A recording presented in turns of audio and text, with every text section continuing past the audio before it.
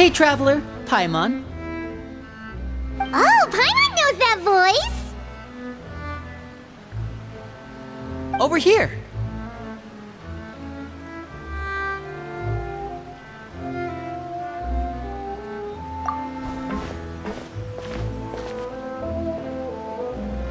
To borrow one of the more popular turns of phrase at the moment, this appears to be quite the fated reunion. Running into you two out of the blue like this has really made my day. I certainly wasn't expecting it. You can say that again. What brings you to Poisson? Wait, Paimon's got it! You must be here for one of your magic shows, right? Actually, we've run into a bit of trouble on the home front, so Father arranged for us to stay in Poisson for the time being. Oh, are Lynette and Fremine here too? Yep, along with most of the other members of the House of the Hearth. You may have noticed Poisson seems a bit more crowded than usual. So you're saying nearly the entire organization has moved to Poisson? Sounds like you've run into way more than just a bit of trouble. What's really going on? Well... Since the two of you are so curious, perhaps I can fill in the gaps. You scared Paimon half to death! Father, you're here. You know... On second thought, maybe we don't need to know? It's all probably super confidential House of the Heart stuff, right? We totally weren't trying to pry or anything.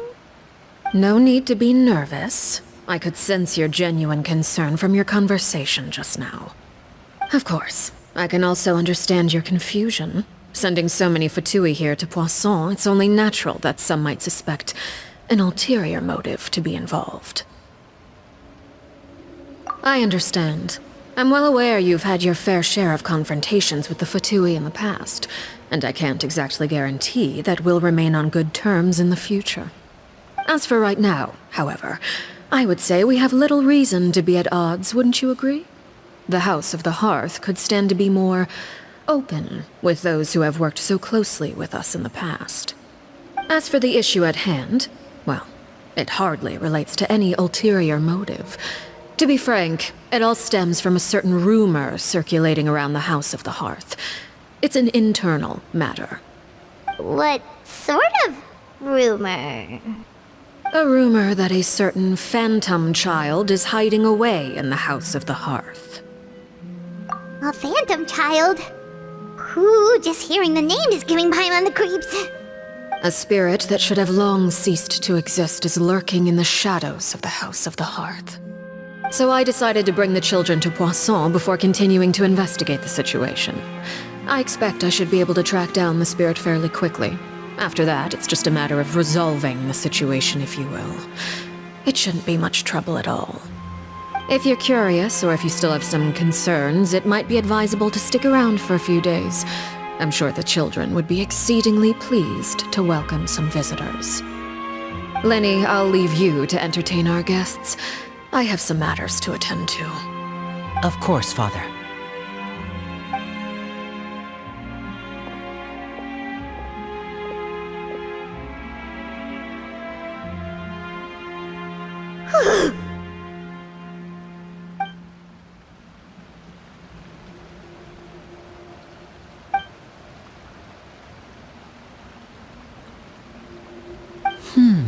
It has long been a dream of mine to invite you to our home and introduce you to my other siblings. You're quite well known in the organization already. A lot of people have been talking about you, especially after everything with the prophecy. If you're willing, why don't you stay a while and have a little chat with us? Alright. We don't have anything else to do right now anyway. But let's be clear, we're just gonna be there as guests, okay? Don't get any funny... Oh, wait a second. For your guests, that probably means we'll be treated to lots of yummy food, right? Of course. During our stay in Poisson, we've been helping out the locals with some fishing. We bring in quite the bounty every day. In fact, today's the perfect chance for me to show you what I can do in the kitchen. Let's go. I'll take you to where we're staying.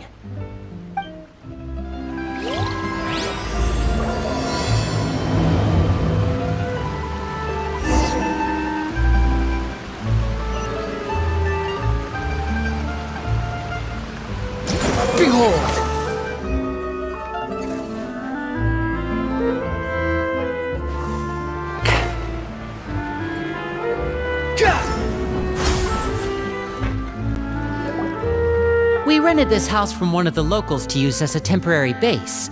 I'll come back later and tidy up a bit. After that, it should be all ready for you to stay in tonight. Awesome, thanks! So, where are we off to now? Well, when I happened to run into you two earlier, I was actually in the middle of distributing some supplies. With this many people staying in Poisson, we have to bring in outside supplies every now and then. I should probably make sure the rest of these provisions get delivered, otherwise people might start to get antsy. Okay, we'll come with! There are all sorts of rumors about your organization floating around out there. Paimon's not sure if she could even take a wild guess as to what's true and what's not. But now that we finally have the chance to see a day in the life of the house, we can take a good look at how you operate! Well, you're more than welcome to come along. Just follow me.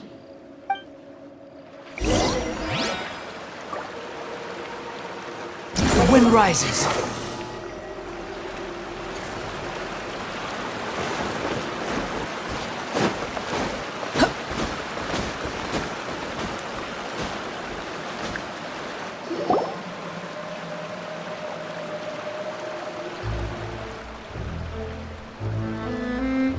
Linny! We're finally here! The supplies. I'm assuming you've... Brought them with me? Yep, here you go. Hello? Something caught your eye? It's the Traveler in Paimon! No way! Come here, everyone! Hurry! The Traveler and Paimon are here!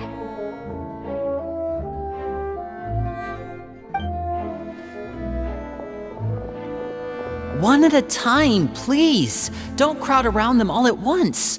We don't want to scare off our guests now, do we? Oh, it's alright! Gotta say, Paimon didn't realize we were this famous. Of course! Father and Linny have told us so much about you. Father told us about how you helped Linny. According to her, you're a trustworthy friend. And as far as she's concerned, that's pretty much the highest compliment we've ever heard her give. As you can imagine, everyone's been very curious about you. I heard the Traveler is so strong that he can move a mountain with his bare hands. I heard Paimon eats so much that she can clean out the entire pantry at Hotel de Boer in just 3 days!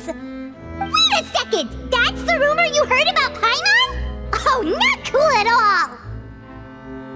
Oh wait, when guests visit, you're supposed to give them gifts and stuff, right? Oh, we don't need something like that. Besides, we don't have anything to give to you! Come on, we insist! I can give you some of my new potions. Just pick your poison. And by that, I mean medicine or actual poison. I've got both. Huh? Or maybe Shaplo can teach you guys about stealth! He's super good at it! He's never been caught! Ah, now that's not a bad idea. I know you usually prefer to fight head-on, but it never hurts to expand your bag of tricks, right? When it comes to eliminating your enemies, staying quiet can go a long way. Trust me, I would know. I was poisoned not too long ago, and I'm still dealing with the after effects. So I'm not quite as good as I was before, but I can still give you some pointers. Wait, when you said gifts, Paimon didn't think you meant poison and stealth tactics! But those are the best things we can give you. You don't like them? Ooh, how about this? Tell me the name of someone who really annoys you, and we'll teach him a lesson for you. All right, Fold, Selwar. I think that's enough suggestions for now. When it comes to being a good host, it's the thought that counts. You don't need a physical gift to make our guests happy. In fact, pestering them with suggestion after suggestion might make them more annoyed than anything. I would say your enthusiasm has certainly gotten across. Really? Awesome! It's been so long since we've had guests to play with. If there's anything you need, just let us know. Yeah, especially if it's poison or something. I've got all sorts of potions for that. Well, we'll talk to you all later. We've still got supplies to distribute. All right, see you later.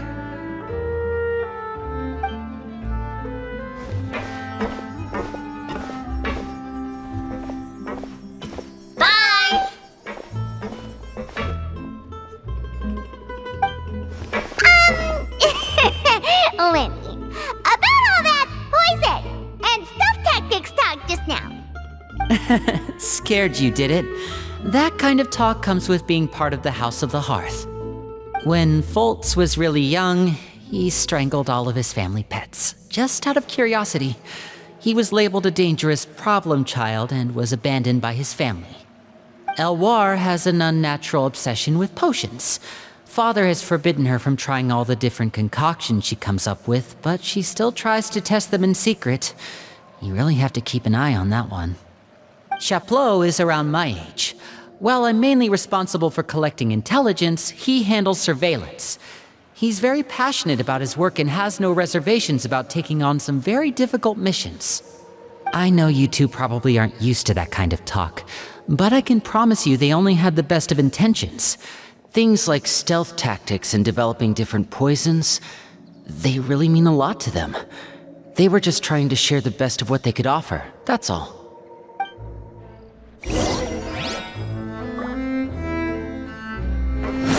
Search forth!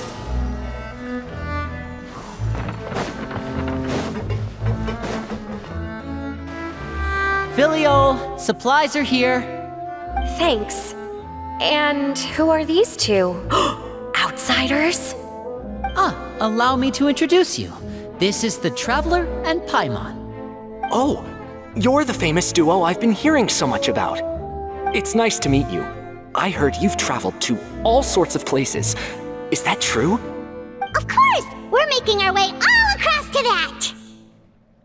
Oh, good for you. You must be pretty familiar with Fontaine by now, then. Have you seen the new opera that started running recently? I think it's called... The 4,000 Thieves? Oh, this is the first we've heard of it. It seems like it's going to be fantastic. From what I've been able to tell from the posters, anyway. You should definitely check it out if you have the time. Oh, and there's The Blind Maiden, too. That one is supposed to have audience interaction. Seems pretty interesting. After this mission is over, I think I'll go get a manicure. Oh, maybe I should dye my hair. Wonder how much it'll cost. Is it just Paimon, or do these two seem much easier to get along with than the others? Looks like the House of the Hearth has some normal members after all. I heard that. Oops. I'm guessing you're referring to Foltz and the others?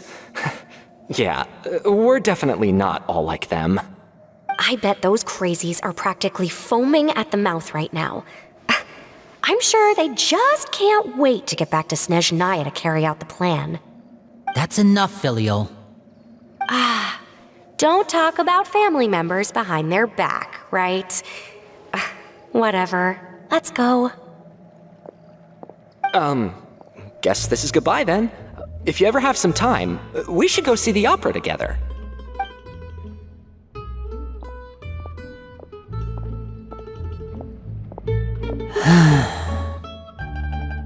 Well, that's it for the supplies. We should probably head back as well.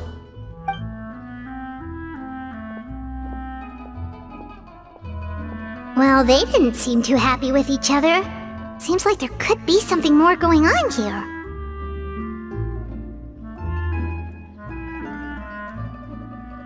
You're right.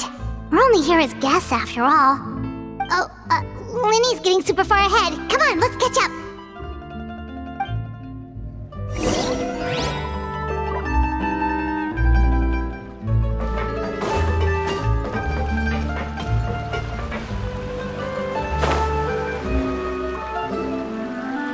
So, what do you think of the members you've met so far? Well, Father is always encouraging us to be strong-willed and independent. So if there's one thing we've got, it's people who aren't afraid to speak their mind. Well, I should probably get cooking. Wanna join? Of course! Then let's head out and... Fremine? What are you doing here? Fremine! Nice to see you again! You too. I heard you're here as guests of House of the Hearth. Welcome. We were just going to make some food. Why don't you come along? I could use some help in the kitchen, and I seem to remember you mentioning you wanted to make seafood soup for the traveler in Paimon. Seafood soup? Oh, Paimon is drooling already.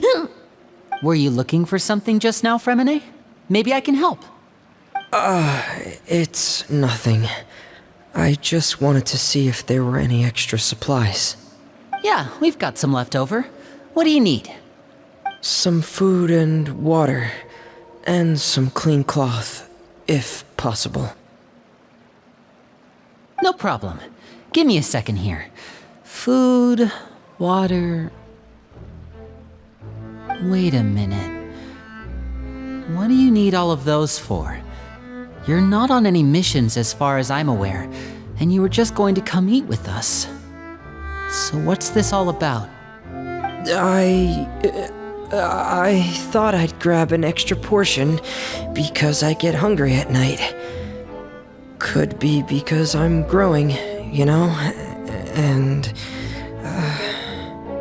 Fremine, you remember what I told you? You're not like me. Your lying skills still need some work. Tell me what's going on. Is it really bad enough that you have to keep it from your own brother? Maybe it'll be better if we gave them some space.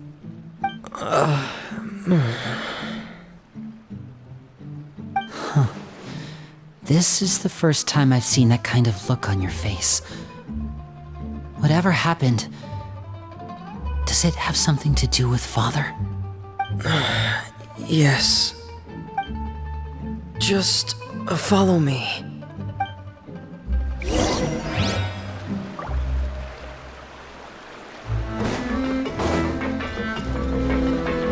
I need to find something to do. Too slow.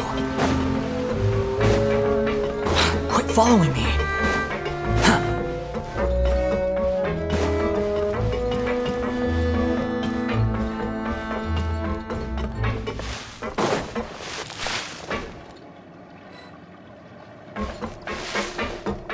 Quit following me.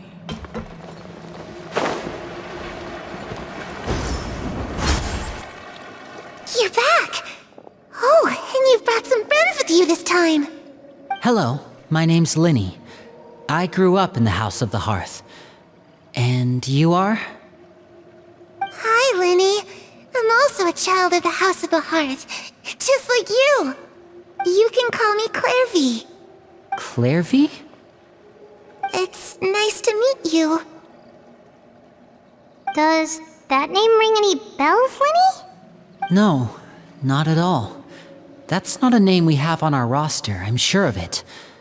What I'm not sure of, though, is how she managed to sneak in. She must be the phantom child Father's been searching for. From the looks of it, I'm guessing you were the one that found her, Fremine. You, haven't told Father, have you? No, I haven't told anyone. I've just been keeping her hidden. For how long? About half a month now. So ever since we got to Poisson, then, do you have any idea what you're doing? I know what I'm doing. Really? 'Cause from where I'm standing, it looks like you're hiding the very person Father has been trying to find. If Father finds out about this, everyone involved is going to be punished. You know the rules of the house, Fremine. I know you do. Father doesn't tolerate any form of betrayal. So why are you doing this? I've thought it through. And I just can't hand her over like that. Linny, don't you remember last year?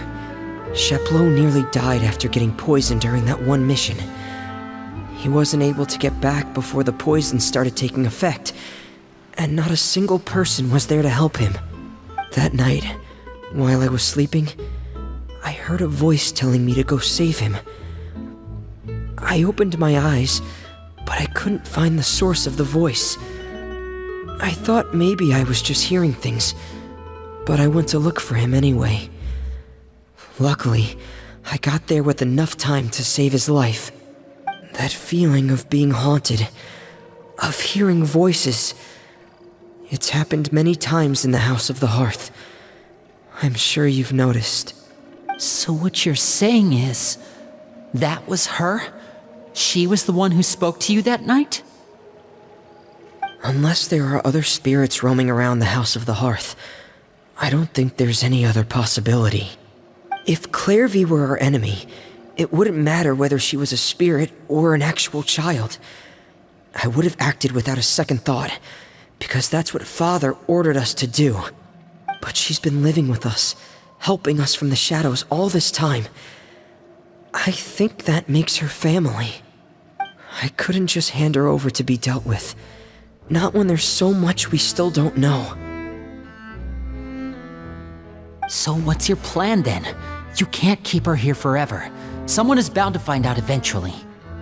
I haven't thought that far yet.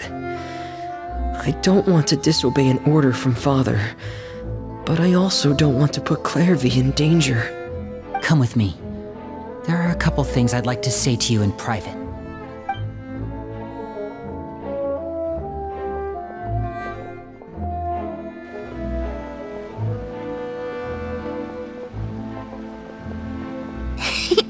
Those two sure care a lot about each other. Well, they got a funny way of showing it. From where Paimon was floating, it sure seemed like they were about to bite each other's heads off. No way! They have a really deep bond. I could tell right away, 'cause I also have a friend like that. I just don't know how long that kind of bond can last. The darkness in the house runs deeper than you can imagine. No one can get out alive. I'm sorry, Linny. I really didn't mean to drag anyone else into this. Oh really? You didn't mean to? 'Cause I for one wish you did. Huh?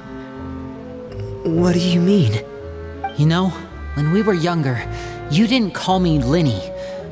You called me brother, just like Lynette. We grew up together, the three of us. We were all orphans, all rescued by Father. Of all the siblings in the House of the Hearth, I think our bond was the closest. Later on, when you started calling me Linny, I wasn't actually surprised. After all, Lynette and I are related by blood. We've had to depend on each other to survive long before we joined the house. Linny, The darkest and most difficult moments of my life happened before you and I had ever met. I'm sure that's true for you as well. Even so, Fremine, we've stood by each other for all these years now, and to me, that means more than blood. You and Lynette are the most important people in my life. No one can replace you. So I won't let you face anything alone. Not if I can help it. Oh, looks like things are getting kinda heated between Linny and Fremine. Maybe we should go check on them. Oh, it's raining.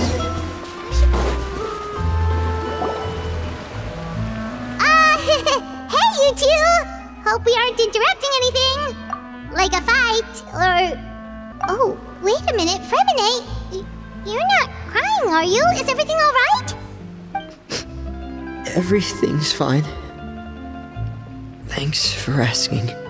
Well, we're all friends here, right? We've been through so much together, so if there's anything we can do to help, just say the word. It's just a small family dispute. It's not something our guests should trouble themselves with. In fact, it might be better if your stay ended here.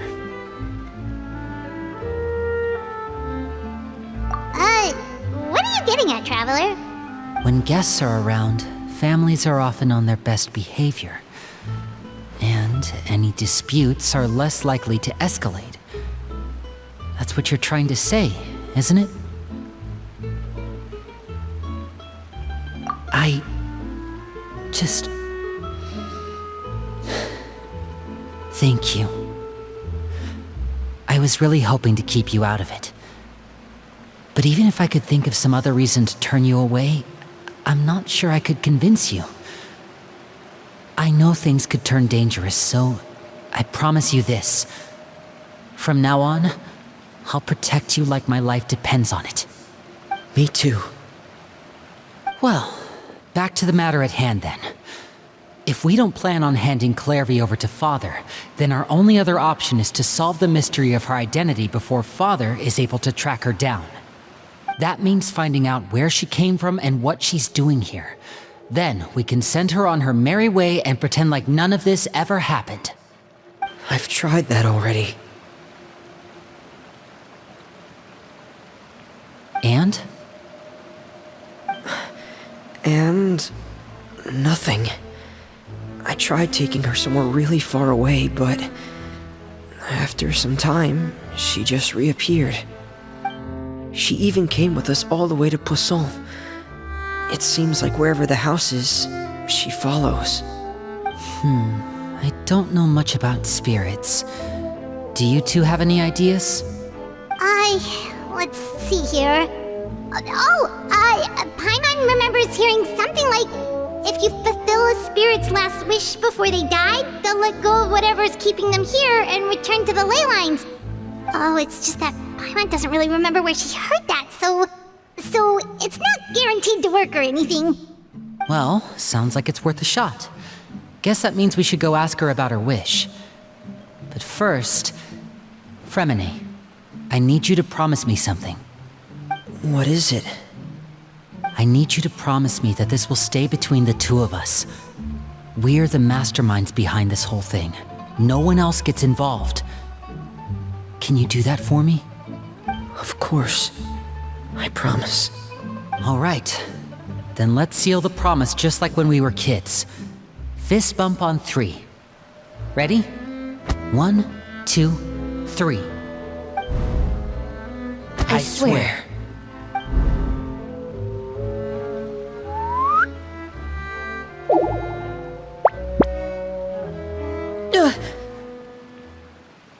Whoa! Lynette! But what a surprise! What brings you here, dear sister? And, when exactly did you get here?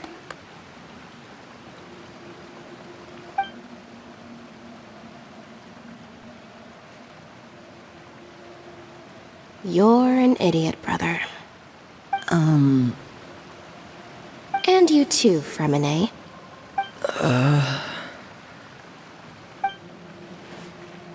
You 3, Traveler. And you 4, Paimon. Wait, what did we do? I've seen Clairvy around the House of the Hearth before.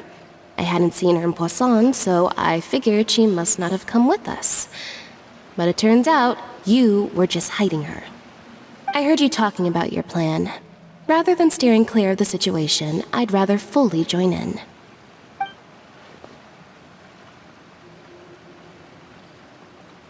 If you don't agree, I'll have no choice but to report everything back to Father.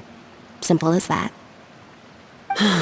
You're not giving us much wiggle room here, Lynette. Well, I guess we're all in this together then. After we talk to Clairvy, we'll figure out our next move.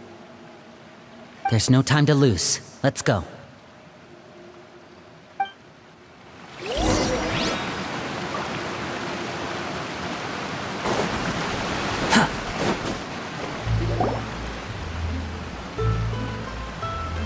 I'm full. Thank you for bringing me this food, you guys. She said she's full, but the food doesn't look like it's even been touched.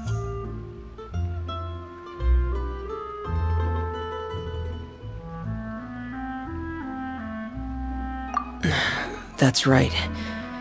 Based on what I've been able to observe, it doesn't seem like Clairvy can interact with the physical world at all. Still, when she's presented with food, she'll always linger around it for a good little while.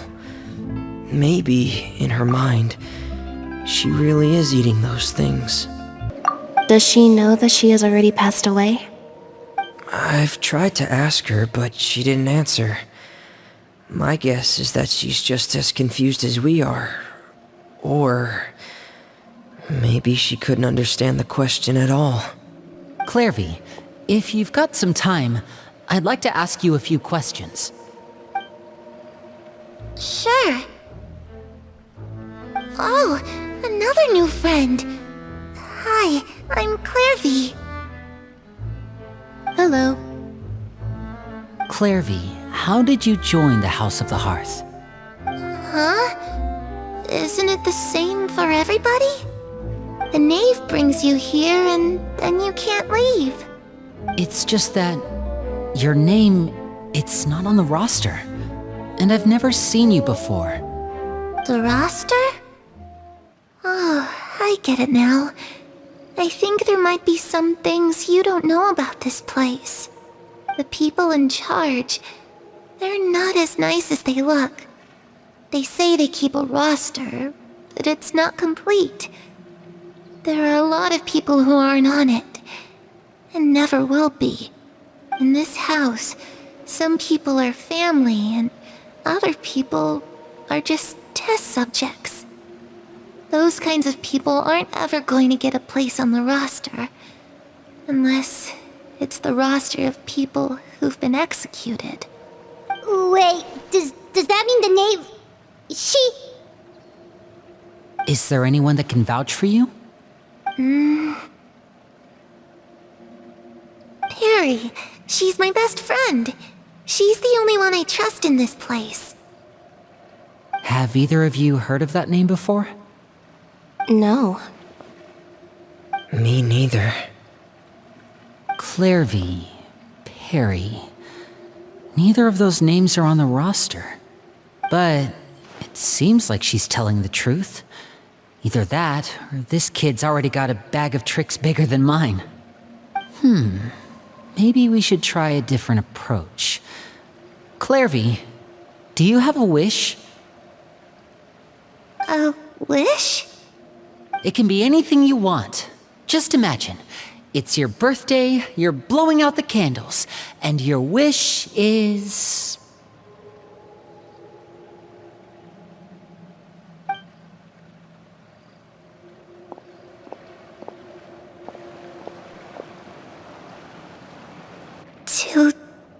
To go outside, where the sun can find me. That's... it? Well, that sounds easy enough.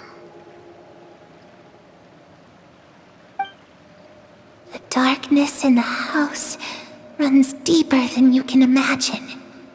No one can get out alive.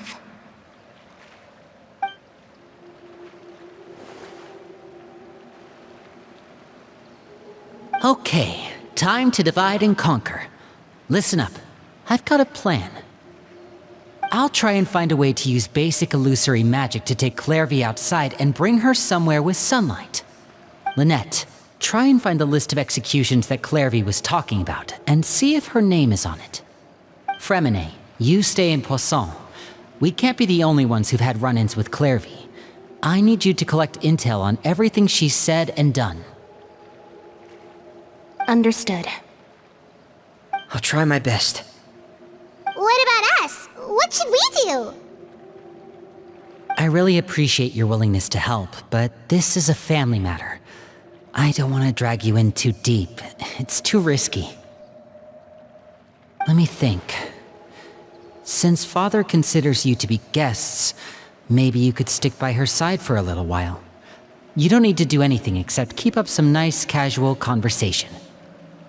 Ah, Paimon gets it. You want us to distract her.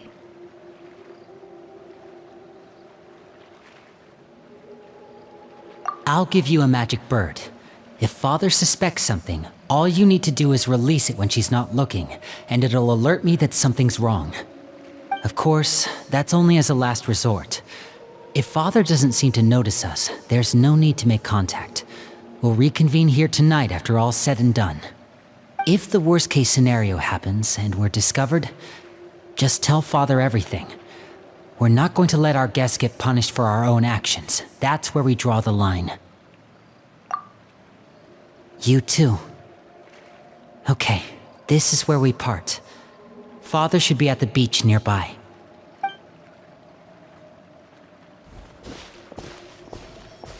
I really hope this goes well. No, it has to go well. That's the only way this can get resolved.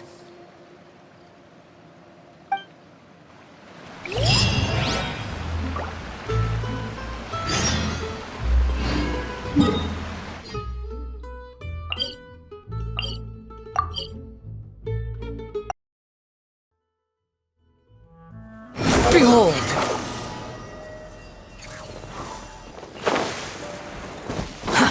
Too slow. Squall and Fury!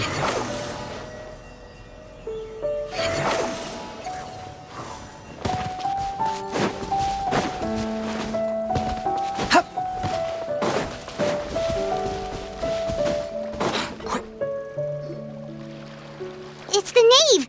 And child! Hey, aren't you supposed to be in Snezhnaya recuperating? What are you still doing in Fontaine? Oh, it's you two. I didn't expect to run into you here. I was unconscious for quite a while after the fight in the Primordial Sea. After I woke up, I realized I was being taken back to Snezhnaya, and well, I couldn't have that now, could I? Not when I've still got unfinished business here in Fontaine. So, I mustered up all my strength and made the journey back on my own. What sort of unfinished business are we talking here? It has to do with Skirk, my master. I really wanted to meet up with her, but by the time I got back, she had already left. I still have so many questions for her. Without any other leads, all I could do was ask the knave to help me track her down. She must have left behind some traces from her time in Fontaine. Oh, okay, so have you found any clues? Unfortunately, no. While the House of the Hearth is adept at collecting all manner of intelligence, certain existences can still manage to escape our purview. Basically, unless Master feels there's a need to meet with me, she's not going to be found. But that problem has an easy fix. I just need to become stronger, and then... Paimon thinks you should focus on getting better first. the worst of it is over. It's all thanks to that one kid from the House of the Hearth. Elwar, I think her name was. She gave me a bunch of random potions to drink. They didn't go down easy, let me tell you. Pain and chills all over. But they really did help speed up my recovery. And that's good, because it looks like I really do have to head back this time. The old man's been putting the pressure on me. He sent someone to tell me I'm needed for some sort of project. Project Stuja? Yeah, that's the one. I heard Regrator's involved too. I'm not looking forward to having to listen to all his monologuing, that's for sure. Hey, maybe you could think of a way for me to stay in Fontaine for a little longer. Helping Linny and the others brush up on their fighting skills would be far more interesting. If you and I could spar, that would be even better. I've been waiting for a chance to see you go all out. And what a sweet little daydream that is. But I also have a role to play in all this. I'll be leaving Fontaine shortly as well. Besides, considering how little they see fit to step outside the homeland, being called on to return to Snezhnaya by such illustrious dignitaries, what a great honor. Wouldn't you agree? One I could do without, I'd say. Is it just Paimon? Or does it kind of seem like they're... So, dear guests of the House of the Hearth, to what do I owe the visit? Well, we just... Right! We're super close to Linny and the others, but we still don't know much about you! Is that so? Introductions have already been made, have they not? Oh, well, you see? There's only so much you can learn about someone from a short introduction. At least tell us something a little extra, like... Why do you call yourself father? Huh, good question. I'd also like to know. The fact that you have to ask tells me our intelligence work has been quite successful. Telling you the answer to that question would only serve to undermine that success. And we can't have that, now can we? Spoken like a true diplomat.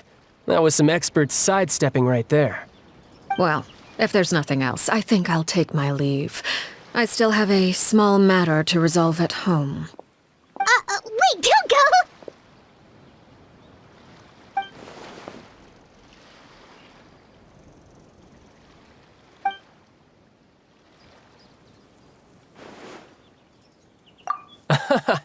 I'd also like to hear the answer to this. I've met some of the members of your organization, and they all seemed like really good kids. They actually reminded me of Tonya and Tusser. Which, by the way, if you ever betray them, I'm just letting you know, I won't let you off easy. And why would I betray them? Well, you've already betrayed the House of the Hearth once, haven't you? At least, that's what I heard.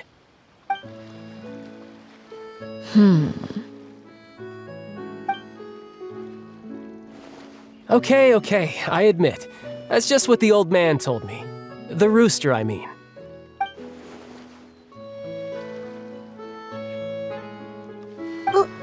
Wait, did you really do something bad to those kids? Never mind what I've done. I'm more curious as to what the mighty rooster had to say. Care to enlighten me? Well, nothing much. Just some stuff about you taking out many other members of the House of the Hearth, and even going so far to attack your own family. I see. Oh, based on your reaction, I'm guessing it's all a bunch of lies. Hardly. I don't appreciate his particular turns of phrase, but I suppose he didn't say anything untrue. Although, it would be more accurate to say that there is a certain level of prejudice involved, but I don't intend to clear that up just yet. Prejudice has a funny way of concealing the real truth behind certain things, an attribute that I find to be quite advantageous. Call yourself a Fontanian, for example, and people will assume all sorts of things, when the real truth is that this is simply the land where I was raised. Huh? You're not actually from Fontaine? But then why did you try to help out with the prophecy and everything? I was trying to protect the children born in Fontaine. Claiming that I myself was a Fontanian simply made it easier to operate. People would hardly suspect a fellow Fontanian of having any ulterior motives. Who wouldn't want to save their homeland after all? The primordial sea wouldn't have any effect on me, but it would have caused great harm to the House of the Hearth. Well, you wanted extra information, didn't you? There you go. I hope that satisfied your curiosity.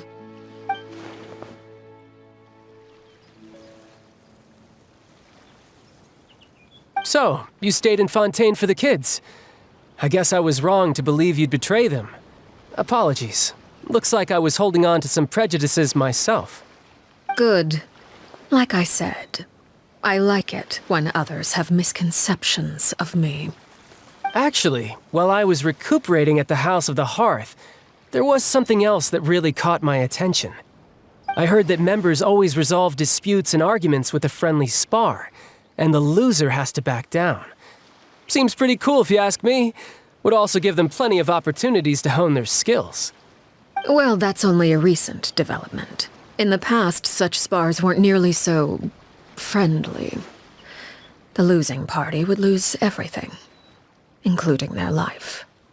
They were that high stakes? Whew, at least that's not a thing anymore. Well, the current atmosphere's not half bad. I'm a bit jealous, actually. You've got so many family members around you, and you even get to live with them. Having a lot of family around means dealing with a considerable amount of bickering and scheming. Once Tonya and Tusser enter their rebellious phase, I'm sure you'll understand. Just imagine. Tusser becomes obsessed with plucking out strands from the rooster's mustache, or Tonya decides to dye her hair 42 different colors. Okay. I get the picture.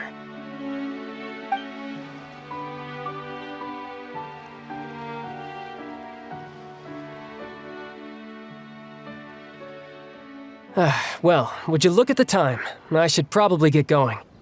Traveler, Paimon, I'm not sure where our paths will cross next, but the next time we run into each other, we should definitely try and find some time to spar.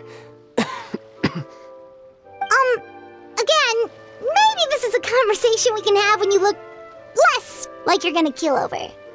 All right. Well, thanks for everything, Arlecchino. No thanks necessary. You also played a part in obtaining the Gnosis. I would say we can call ourselves even. I like the sound of that. Well, I'm off. See you all some other time. We should probably get going too. Do you want to head back with us? Oh? You want me to leave so soon? Oh, well, you see, I'm rather enjoying the evening breeze. If you don't mind, I think I'll stick around for a bit. I have some things to think about. Apologies for not attending to you like a proper host. Please forgive this slight. I do hope you'll have a pleasant stay. We managed to keep her distracted until nightfall. Good thing Child was there to keep the conversation going. You don't think she suspected anything, do you? I wonder if Liddy ran into any issues. Let's hurry back and see how everything went.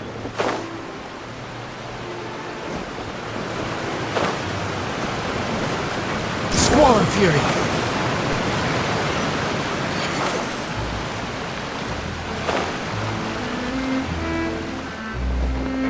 Behold! Quit following me. Winnie, how did everything go? Well, long story short, we ran into a small issue. Clairvy can't go into the sunlight. Everything was fine at first. She followed me up to the surface just like I told her.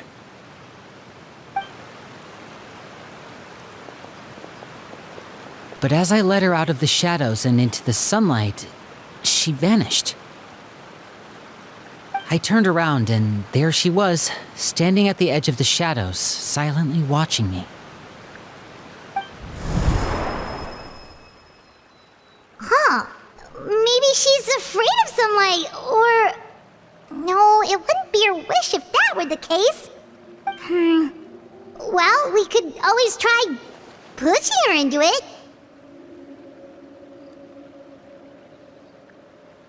Oh, true. I've pretty much tried it all already. Nothing worked. Eventually, the sun went down, so all I could do was bring her back here. How did it go with you, Lynette? Good. I've got the list. It's right here. Really? Well, what are we waiting for? Let's take a look!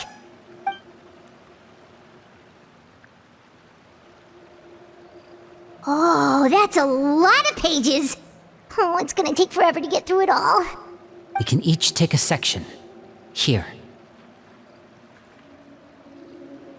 La Pouillade, L'Endroit, Chambel, Horaire.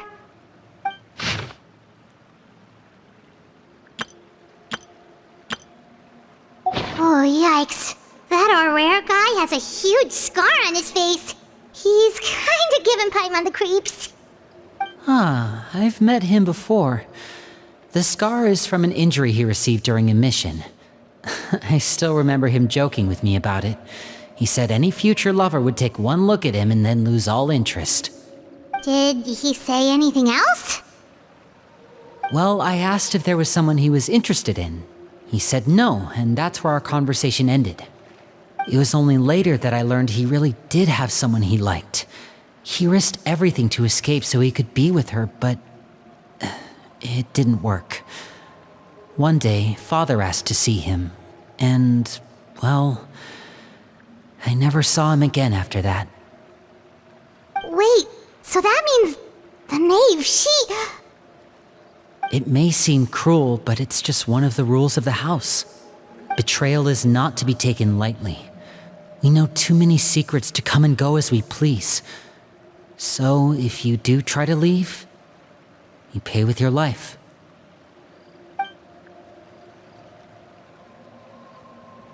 Her name's not here, huh? Well, that's not too surprising.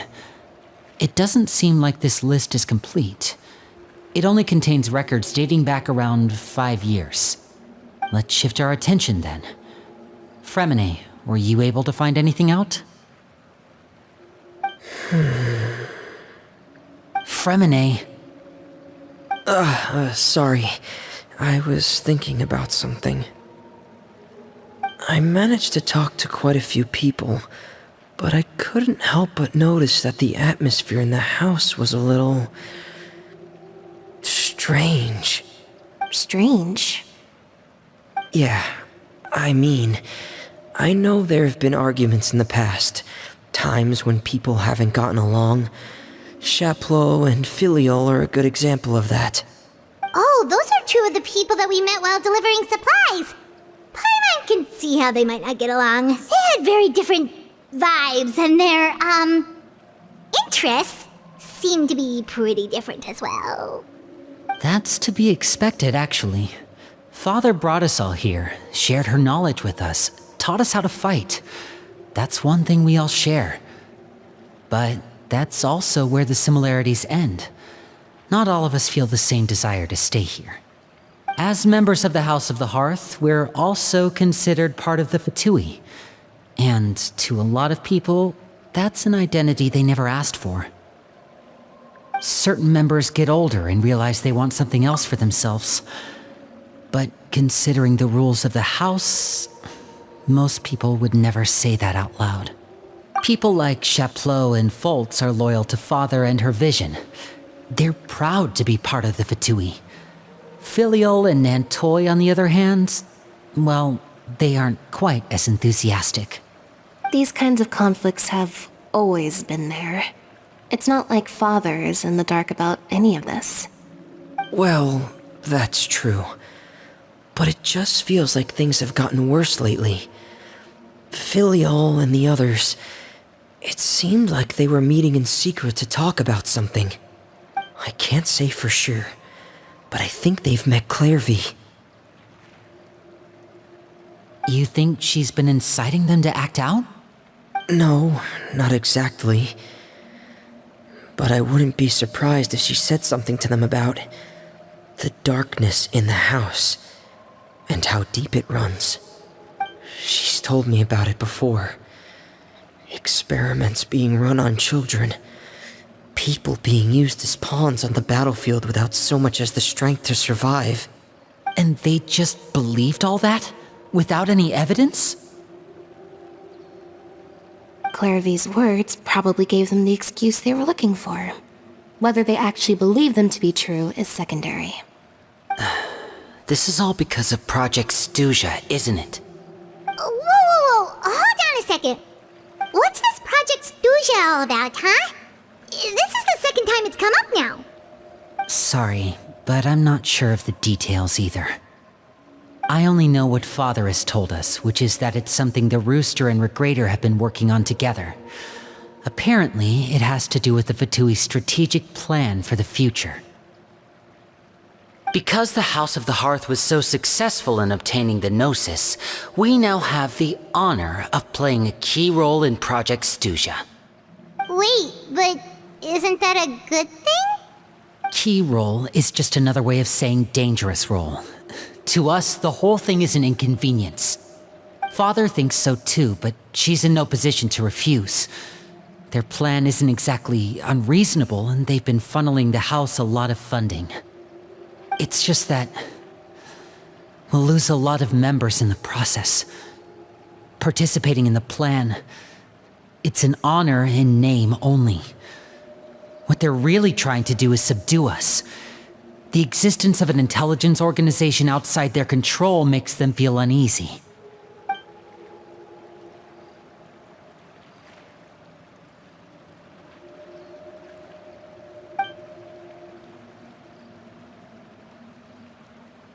Okay, super complicated top secret Fatui business aside, what does all of this have to do with the conflicts you were talking about earlier? Paimon doesn't get the connection. External pressure has a way of exacerbating internal strife. You can't overlook the power of fear either. People are afraid of dying, and that fear is often the impetus for a lot of stupid decisions. I thought resolving the Clairvy situation would make everything go back to normal. But it looks like things are more complicated than I thought. If we leave Filiol and the others to their own devices, sooner or later, Father will be forced to take action. We can only focus on one situation at a time, brother. You're right. Even if we confront Filiol and the others, it won't do any good. It might even make matters worse. We should focus on Clairvy for now. Well, it's getting late. We should head back and get some rest. We'll try again first thing tomorrow. Lynette, you stick with me this time. Fremine, keep a close eye on Filiol and the others. Make sure they don't do anything they'll regret. Good work today, everyone. Have a good night, and I'll see you tomorrow.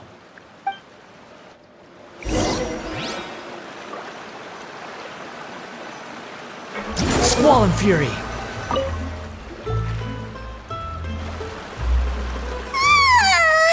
Oh, I'm always looking forward to an early night, but she can't sleep at all. Hey, you don't think the knave will be too angry with Linny and everyone if she finds out about all this, do you? She's even scary when she smiles. If she were to actually get angry... Ooh, you have to protect Paimon if that happens, okay, Traveler? Trust is ever, Traveler. Look! Look over there!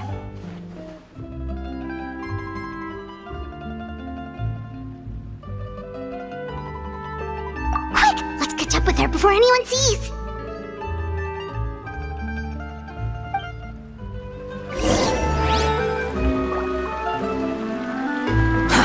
Too slow. The wind rises.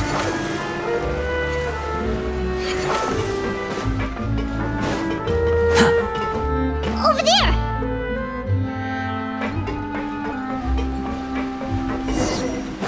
Behold! Oh, where is she going? Oh, if someone sees her, we're toast!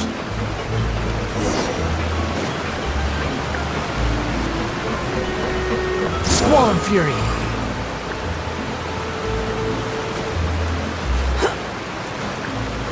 Oh, look! She stopped!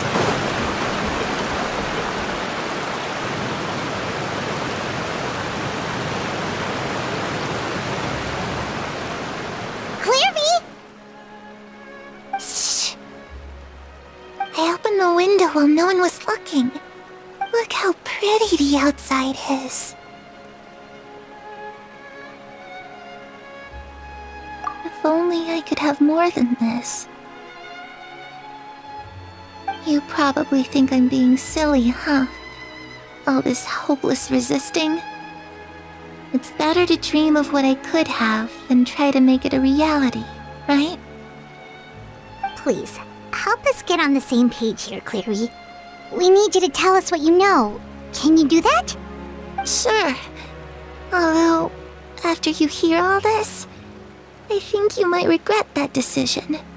Everyone in this family is nothing more than a tool, something to be used and exploited. We're all expendable, including me. As long as you're useful, you get to stick around. Lose your value, and you're handed over to the doctor, experimented on, and given a fate worse than death. I've seen it happen again and again, and I've had enough. You're saying the knave did all that? It's just, that doesn't seem like something she would do. She's scary and all, but it seems like even she has lines she wouldn't cross. I knew you wouldn't believe me. Everyone thinks she's a good person. They all think of her like a real mother. Mother? But she doesn't deserve that title. She's disgraced it and tarnished it. And if I had things my way, I'd never see her again. If only Perry were here, she'd understand. Perry. There's that name again. Also, Paimon's getting a strange feeling. almost feels like she's not really here with us. Paimon can't tell if she's actually talking to us or if she's mistaken us for someone else.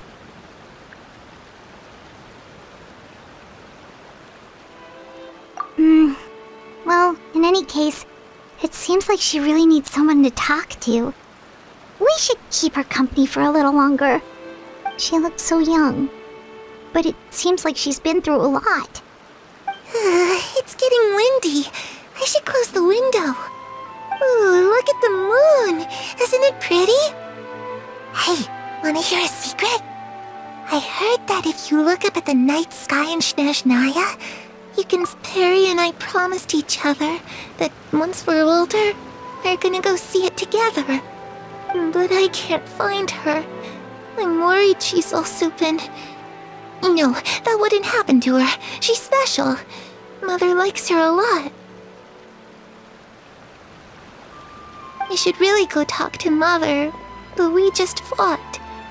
She doesn't want to see me, and I'm too scared to face her. What should I do?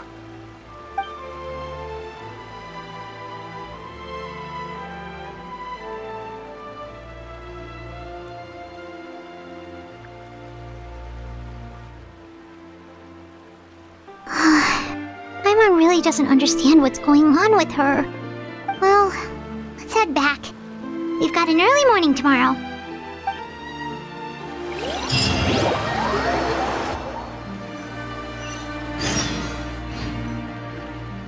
All right, looks like we're all here.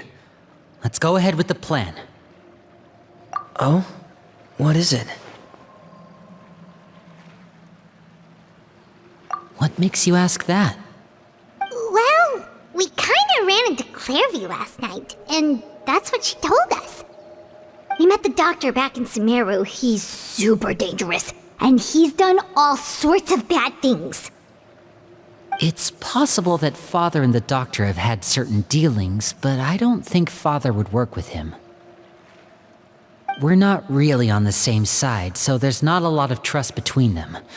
That doesn't exactly set the stage for a successful partnership. I did hear, though, that when Father first became a Harbinger, the Doctor offered to work with the House of the Hearth. Father rejected most of his proposals, except for one. It had to do with some sort of secret experiment. Secret experiment? Could that be what Clairvy was talking about? I don't think so. I don't know any details about the experiment itself, but I do know it's an entirely independent operation. The Doctor only proposed a direction for the research. That was the extent of his involvement.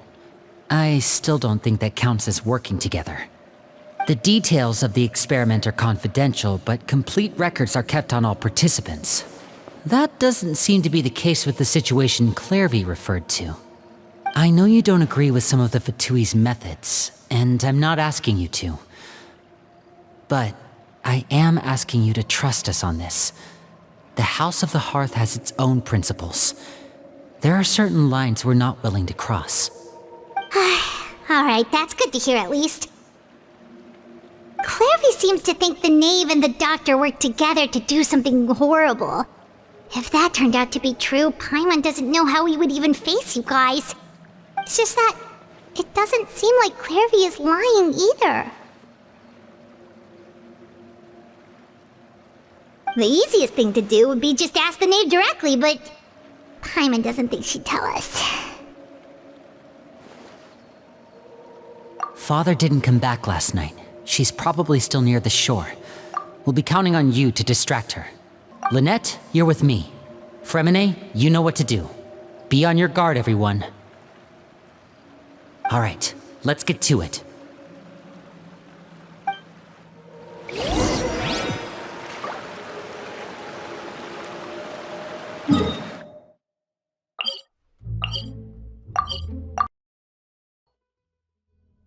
Behold!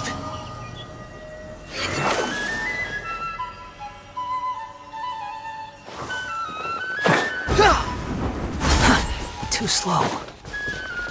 Squall and Fury!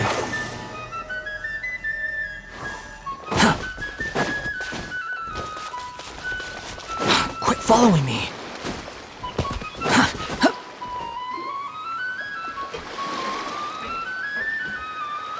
Ah, it's you two again. I must say, you look a bit pale. Did you have trouble sleeping last night? A little. Perhaps if you had less on your mind, you'd be able to absolve yourself of such troubles. So what are you planning to do now? Catch up on some sleep? Or should I give you some time to rack your brain for a topic to discuss before I ask any questions? Although I must profess to being curious. Without child here, how do you plan on distracting me? Us? Distract you? A good one. But no, we were just here for a chat. Looks like you could have used some extra time to think. No matter. If you don't have any other plans, why don't you accompany me somewhere? Don't worry. I'll be sure to steer clear of any scheming children. The ocean breeze is sure nice today. Children always think they can hide things from the grown-ups. But nothing gets past me. Least of all a little scheming. I think I'll let them have at it for a little longer. I can be very patient. Well, I'll leave you to think things over. If you're so inclined, meet me outside the Palais Mermonia. Good things come to children who do as they're told. So I do hope you decide to tag along. If only for your friends' sakes. What should we do? She clearly knows about everything we've been doing, and Paimon doesn't think it'd be a stretch to say she was threatening us just now.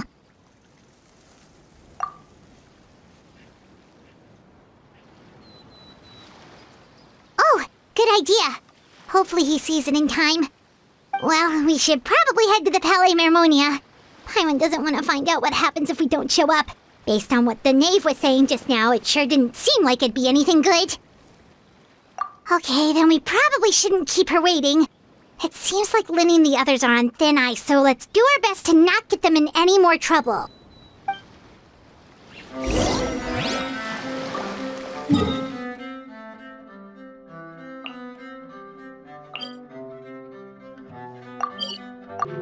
Seeing as we still have some time before my meeting, we might as well enjoy some pleasant conversation while we wait. I'm glad to see you get along with my children. Being surrounded by good companions is necessary for a child's development. You're not planning on doing anything to them, are you? I assume you're referring to Linny, Lynette, and Fremine. Although, there's that situation with Filial and Nentoy as well. It appears quite a few people have been acting out lately. No matter. I'm not one to discriminate. All those who betray the house meet the same fate. There are no exceptions. Does that mean you're going to kill them? Oh, are you here to beg for their lives? I'm sorry to disappoint, but the rules of the house change for no one. In my organization, everyone is responsible for their own actions. But don't you care about them at all? They really respect you. They even call you father. You must feel something for them. Any organization in which feelings come before principles is one destined for ruin. The House of the Hearth is hardly an exception. You could say our principles are more stringent than most. Perhaps I can offer you this consolation at least. As our guests, you two will not be held accountable along with them. I would imagine Linny, Lynette, and Fremine will be able to keep their lives. As for Filial, Nentoy, and the others, I'm afraid there's little I can do. They can try to escape, but once you know our secrets, there's no getting out alive. But that's awful. Ah, you seem concerned. Out of consideration for my guests, I suppose I could turn a blind eye for a little longer. If Linny and the others manage to dispose of Clairvy in the meantime, all evidence of their wrongdoing will be lost. In that case, I could hardly punish them for something I couldn't prove. If their efforts are unsuccessful, on the other hand, all will be held accountable. And the punishment will be severe.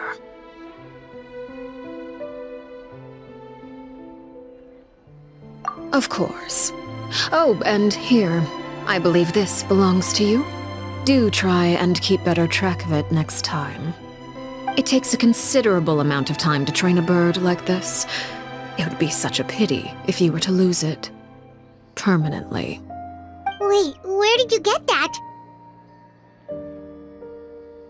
Well, I'm afraid that's all the time we have to chat. Now, for the matter at hand. I asked you to meet me here because I have business at the Palais Mermonia. It has nothing to do with you, but I think it would be prudent for you to stick by my side for the time being. There will always be time later to run off and tell Linny what you've learned. Well, time to go. Looks like we wrapped things up just in time.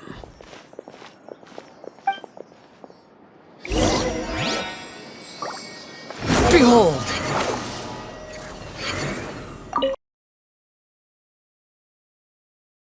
Squall and Fury!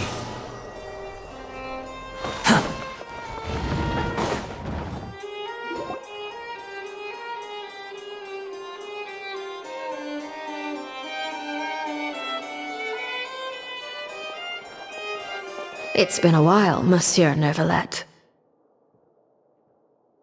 I must say, I wasn't expecting my meeting request to be approved quite so quickly. The Palais Mermonia operates with an efficiency worthy of admiration. It is only right that an esteemed diplomat such as yourself should be afforded the proper level of respect. Although, if I may speak plainly, I must confess that I did not anticipate we would have the occasion to meet again after presenting you with the Gnosis. I see you brought the Traveler and Paimon with you as well. If I may inquire as to the purpose of your visit. I'll be departing Fontaine shortly. There is, however, an outstanding matter that I would like to see resolved before I go. It requires a rather lengthy explanation, I'm afraid. So I took the liberty of explaining everything in this proposal. Please review it at your leisure, Monsieur Neuvillette.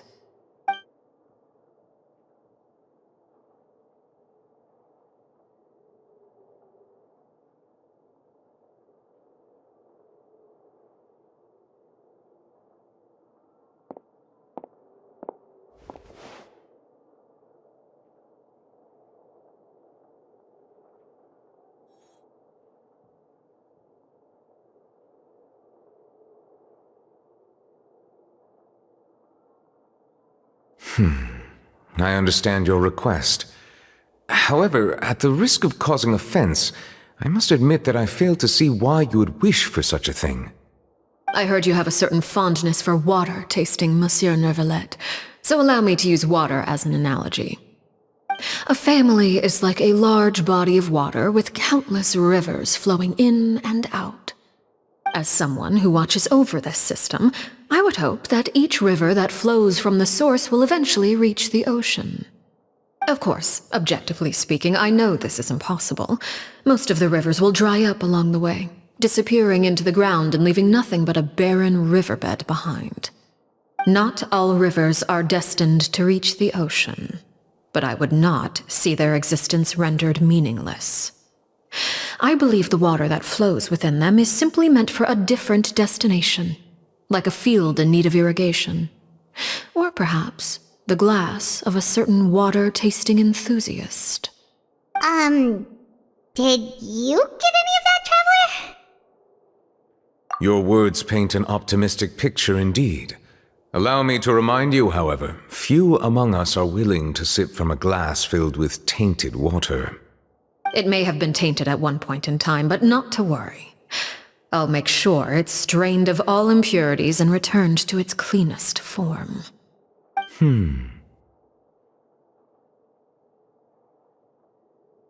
I seem to recall there being a transactional aspect to your proposal. Perhaps you could expound on that? If you accept my proposal, Monsieur Neuvillette, I will gradually withdraw my forces from Fontaine.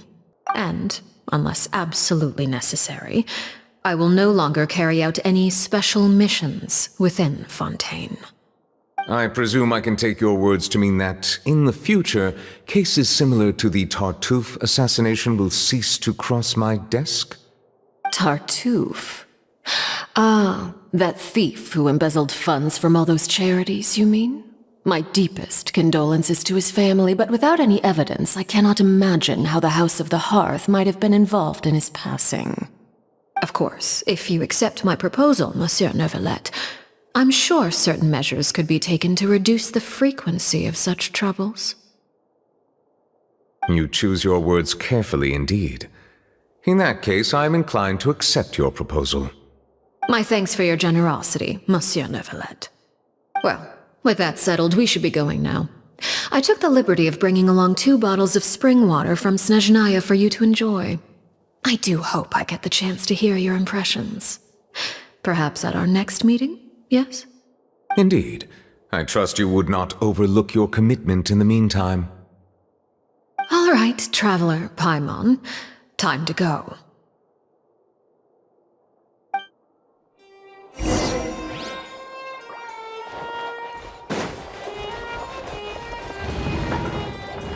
Quit following me.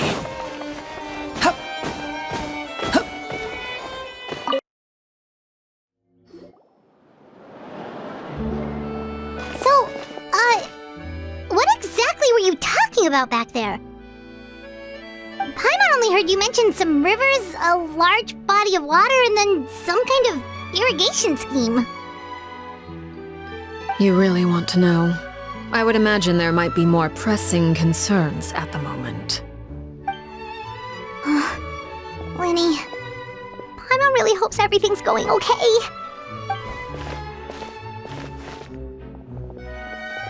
Oh, Paimon recognizes that look. You've got your tiki cap on, don't you, Traveler?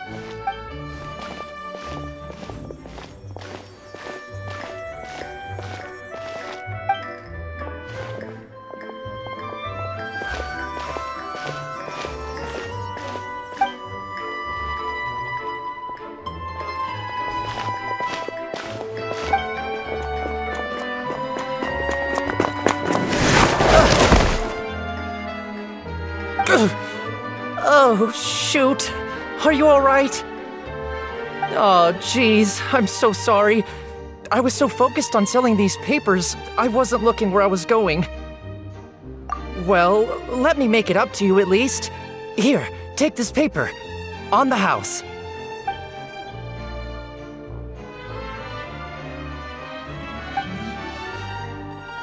Oh, you don't have to give us anything. Please, I want to. It's not like I'm short on supply. All the extras will be useless come tomorrow anyway. It's my fault, really. I was just trying to bring home some extra mora for the family, but I bit off more than I can chew. I haven't had many takers today, so I'm still swimming in papers. What's going on here? Nothing much. I just ran into your friend here on accident. I should probably get going, actually, so... Hold on. Of course, I'm happy to compensate you with mora, it's just... I don't have any on me at the moment. I'll take 3 papers. Here. Your payment. Oh! Thank you for your patronage. May the Archons bless you with good fortune. If only I had the chance to run into such generous customers every day. I should probably just take on a smaller inventory though, right? I'm getting married soon, so sometimes it's hard to not get ahead of myself. Anyway, I should head out. Goodbye! Well, now that my affairs are settled, we should take the boat back to Poisson. We've even acquired some light reading to enjoy along the way. Actually, why don't we stick around for a little longer? Paimon just realized how hungry she is. She can't head back to Poisson on an empty stomach.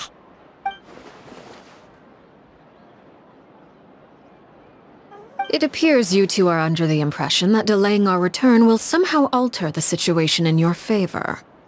I'm sorry to ruin your fantasy, but your efforts are meaningless. That being said, I could be persuaded to give Linny some extra time.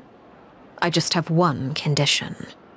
If you agree to my request, I'll even answer some of your questions. You're quite curious about Claire V, are you not? And my relationship to her. Wait, why are you being so generous all of a sudden? You're not gonna ask us to do something bad, are you? You overestimate yourself. You don't have the talent for bad things. Then what can you possibly... The most important consideration in a negotiation is that both sides receive something they want. Demands and threats only get you so far.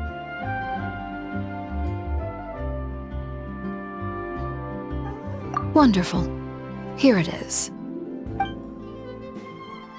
When the time comes, make the choice that you deem most appropriate in the situation, and lend your help to the House of the Hearth. Okay, sounds normal enough. But what do you mean, when the time comes? When is that supposed to be? That is for you to decide. Then we have a deal. Follow me.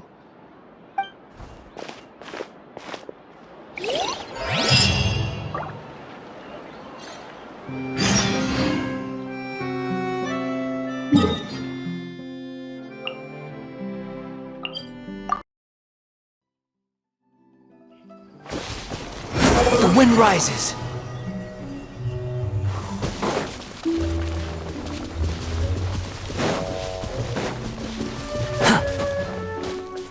Behold! Too slow.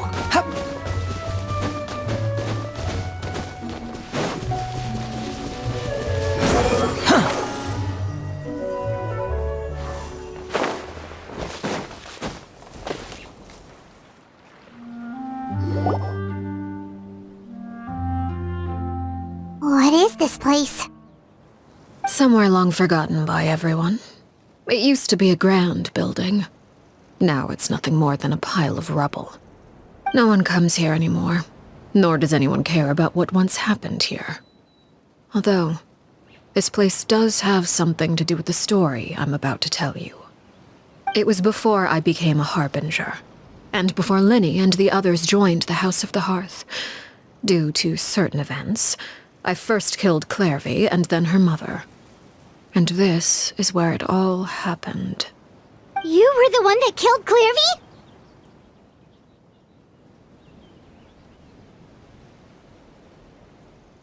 Patience now. Allow me to explain Clairvy's side of the story first. I'll start from the beginning. Clairvy was 6 years old when she was brought by her mother, Crucibina, to live in the House of the Hearth. From the outside, it seemed like a fairy tale. A thriving family made up of kind adults and friendly children. Crucibina was the knave at that time, and the House of the Hearth was under her control. She was Clairvy's mother by blood, but she was also the mother to all the children in the house. Clairvy was happy here, for a time. But she quickly realized that being part of this family wasn't a fairy tale at all. It was a kind of purgatory. Purgatory? Exactly. The House of the Hearth takes in war orphans from all over Tevat. But as for how to raise them, that depends entirely on the person in charge. Crucibina came up with a novel idea. She would teach the children to fight, force them to duel each other, and then crown as the king of the house the child who proved themselves most worthy of inheriting her title. It's difficult to estimate the number of children who died or were maimed in the process. There's little I can say about the ones who died. The ones that emerged with permanent injuries, on the other hand, well, they still served a purpose. They would be handed over to the doctor to be experimented on, or sent away on dangerous missions. Nothing more than tools to be used and then discarded. So those were the experiments Clairvy was talking about. But what actually happened to her? You said that Clairvy was Crucibina's daughter, so if Clairvy tried to convince her to stop what she was doing, Crucibina probably would have listened, right? Despite being Clairvy's mother, Crucibina cared little for her daughter. She forced Clairvy to join the House of the Hearth only as a means to demonstrate her own impartiality as a mother, to prove that she treated all her children equally. Clairvy did try to convince her mother to change her ways, but it was to no avail. After her efforts failed, the only other option was to rise up and try to fight back. Unfortunately, the other children had already been thoroughly indoctrinated into the illusion of happiness Crucibina had created. Of course, there was one exception. Someone Clairvy's age who knew the truth about the House of the Hearth. Her name was Peruere. Wait, the friend that Clairvy mentioned? Friend, huh? I suppose we can call her that for now. Clairvy was a cheerful and passionate person with a tenacious spirit. Peruere, on the other hand, was rather cold-blooded. Her cold-blooded nature allowed her to see through Crucibina's facade. Yet, it was also this cold-bloodedness that prevented her from acting against it. At least at first. While Clairvy longed for freedom, Peruere was convinced that, amid all the fighting and violence, she would make it until the end. Despite their differences, the two became fast friends, united by their knowledge of the truth. Clairvy told Peruere that she hoped to create a real family, where no one would be killed or sacrificed. There may have been a certain naivete to her ideas, but Clairvy proved her determination many times over. She tried countless times to run away, ask for help, or expose the truth. But her efforts only earned her beating after beating. The only thing that kept her going was her strength of will. Even with her body racked with pain, she would still stand on her tiptoes and open the window at night. She and Peruere would look out at the moon together, a fierce longing for freedom shining in her eyes. But one day that light simply vanished. Oh no. What happened? Her hopelessness resulted from a culmination of things. 10 years had passed. 10 years worth of failure after failure. She and Peruere weren't children anymore, but finding any chance to escape still seemed as hopeless as ever. It was during this time that Peruere suggested a new plan. If escaping was out of the question, why not take down the very person sitting on top of this throne of lies? Mother herself. Clairvy rejected that proposal. She claimed that, as a famous harbinger, Crucibina possessed an unimaginable amount of power. Trying to kill her would have an incredibly low chance of success.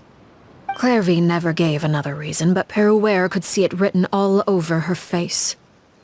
Clairvy still thought of Crucibina as her mother.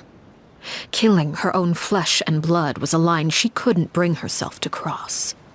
If she couldn't escape and fight back, then only one option remained. Precisely. Death was the only way that she felt she could be free. It happened during a duel. When she arrived at the dueling ring that day, her partner turned out to be none other than Peruere, the very person that had stood by her side all those years. It was a fierce battle. But ultimately, Clairvy decided to let Peruere end her life. From that moment on, Peruere's journey was one written in flames. When the rain finally came and washed it all away, there she stood, the sole victor in Mother's endless game of slaughter. A trail of corpses strewn across her path to success. It was the very result she had predicted 10 years prior.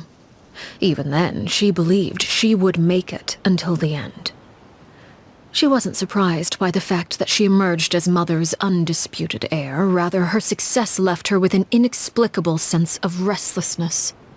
She was unsettled, and there was only one thing that could quell that sensation. Perhaps you two would like to take a guess as to what it was? Crucibina, you mean? But... Correct. This is the place where Peruware killed her best friend. A mere year later, this is also the place where she fought tooth and nail to kill the mother they shared. The moment she acted, any conception of what was right or wrong ceased to matter. It's one of the principles of the house. Only those who survive get to write the rules. Peruware won the battle, and became a harbinger herself. After which Her Majesty, the Tsaritsa, bestowed upon her a new name. Arlecchino. So the Perry Clairvy was talking about... It was you all along.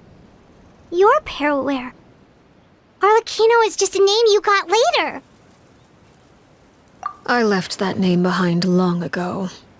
I must say, hearing it now does bring back memories. After I defeated Crucibina, the moniker of Mother died with her.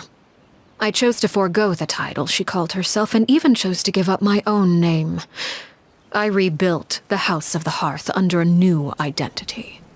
Not only as Arlecchino, but as father. And that is where the story ends. Any more questions? Yeah. Based on what you just told us, Clairvy wasn't a little kid when she was killed. So the Clairvy we met... Was she really a spirit at all? I suppose you could call her an illusion born of flame. Her existence is like ashes to a fire. Something left over in the wake of blaze and ruin. You see, a certain power runs through my veins. It's not unlike a curse. My flames leave behind shadows of anything they consume. Of course, the chances of those shadows morphing into a sentient entity are exceedingly slim. Clairvy is a very special case. Clairvy died when she was 16 years old, but what emerged from the flames was her 6-year-old self. Her appearance wasn't the only thing affected. Most of her memories were lost to the blaze as well. Memory is a mysterious thing indeed. Losing a portion of your memories will alter your sense of self. Lose 10 years' worth, however, and it would be like living in the past. Like returning to a version of yourself that never grew up. No wonder Paimon got such a weird feeling when we were talking to her. Perhaps I should put it this way. Clairvy is someone trapped in time. It may seem like she exists with us in the present, but she truly lives in the confines of her own past. So if all of that is true, then you must have known about Clairvy for a long time. Indeed. She's a rather volatile and unstable entity. Sometimes she would look after the children. She's even saved some of their lives. But other times, she would hide from me and become obsessed with revealing the truth about the house to anyone who will listen. Shadows don't have the capacity to learn or grow. Any new information they encounter is quickly forgotten over time. Your attempts to expose Clairvy to sunlight. They failed, yes? The reason is actually quite simple. In Clairvy's mind, the house is impossible to escape, and it is this very perception that traps her there. But no matter. All I have to do is kill her again, and all will be resolved. I don't anticipate so much as a single speck of ash will be left behind this time. Wait! Paimon can understand why you might want her gone, but isn't there another way? So what if she's trapped in her 6-year-old self? She's still your friend! At least talk to her first! It's too late for that. She broke the rules, and now she must be punished. That goes for Filial and Nantoy as well. She's had quite the effect on them. I hope you understand the difference between Crucibina and myself lies in our formulation of the rules, not our policy for enforcing them. Upholding the rules without question is a trait we both share. Because that is how a household should be run. Is this really what you want to do? Whatever could you mean? Don't you want to say a proper goodbye at least?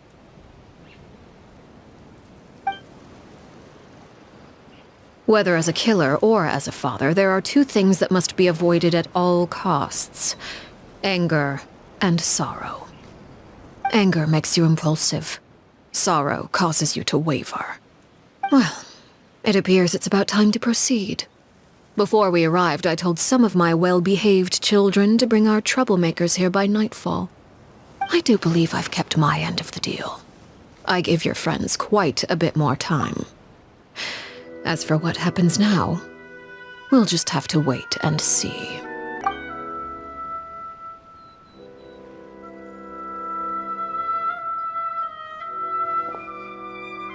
Here they are, Father. Ah, you gonna execute him? Seeing something like that would actually be a first for me. Lenny! I'm sorry. I heard about how you helped buy us more time. But I still failed. I couldn't find a way to fulfill her wish. Huh? Are you... Perry? Indeed, it's been a while, Clairvy. Perry!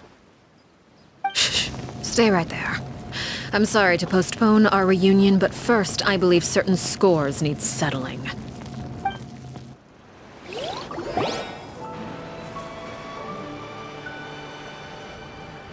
Father, let me explain. Out of my way. Father!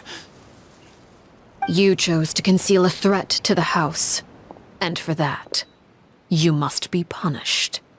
Overall, however, I suppose your wrongdoing is hardly the most egregious of the bunch, so I'll deal with your punishments later. As for right now, the more pressing concerns are the traitors among us. By traitors? Do you mean us? Father, let me explain. We didn't mean to... Secret Midnight Meeting number 3.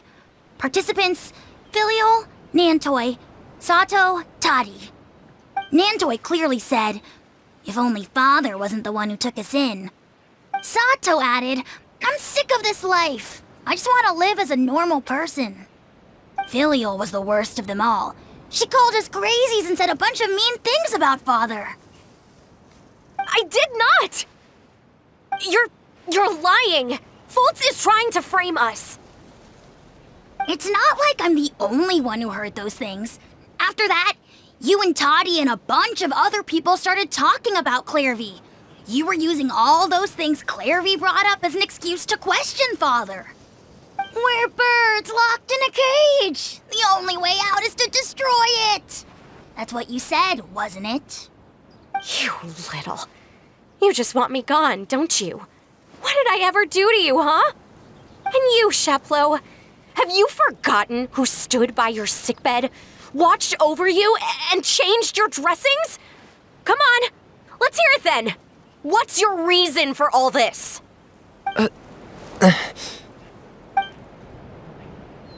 You're wrong, Filial. We don't want you to die. You're our family. Liar. You wouldn't be doing this if that were the case. So why? Why have you backed us into a corner? We all live in the House of the Hearth.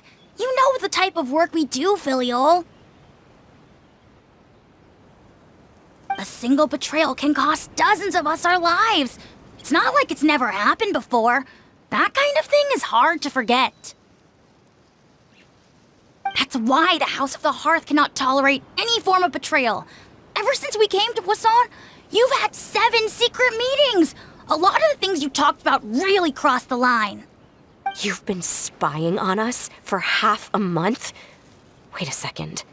Now that I think about it, the move to Poisson was just a way to make it easier to spy on us, wasn't it? Because we were all in one place.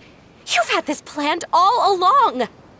Filial, Nantoi, I'm sorry. I owe you both my life. I owe Claire V too. If it weren't for all your help after I got poisoned, I wouldn't be standing here today. If this were any other situation, I would do anything to repay that kindness, even if it cost me my life. But rules are rules. I'm sorry.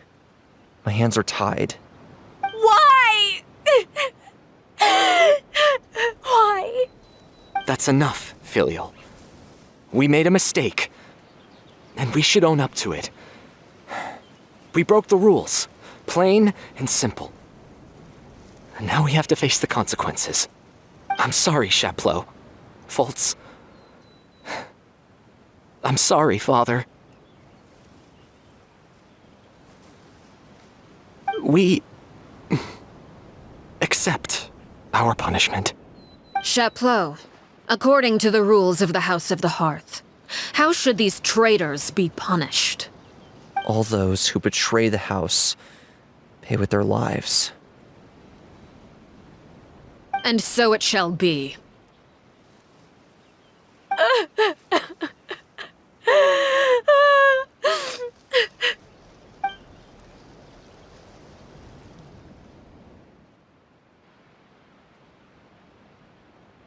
Father, please wait!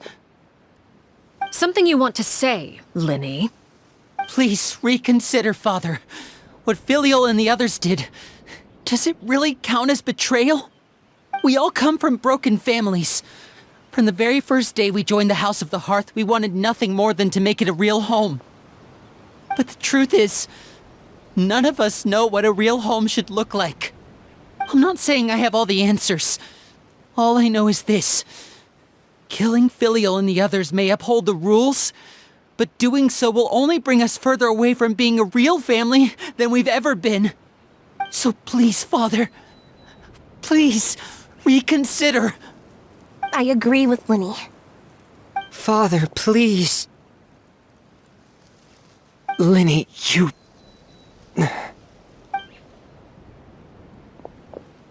I also agree with Linny.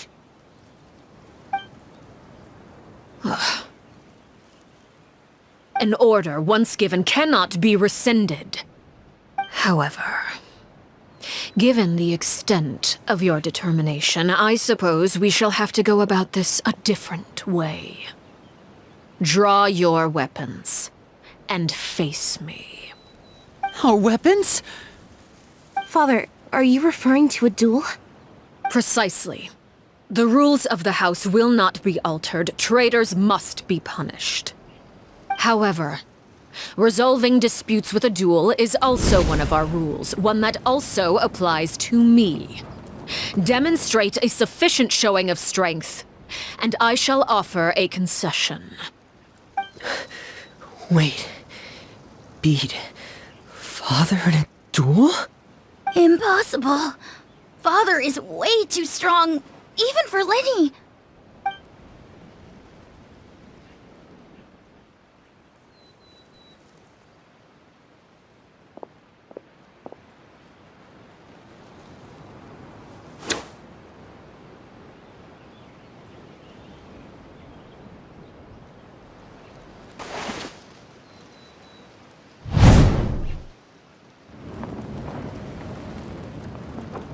Did you hear that, Traveler?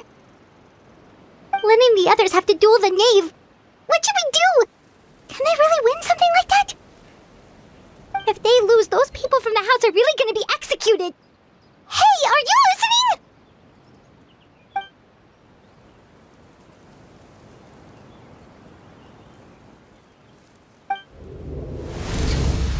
Don't you want to say a proper goodbye at least?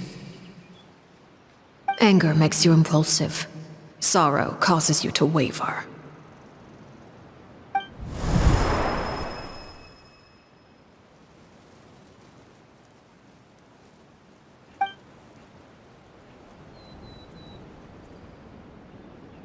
Oh, looking at that expression on her face, she seems really serious about this. Guess that means there's no chance she's throwing the duel on purpose, huh?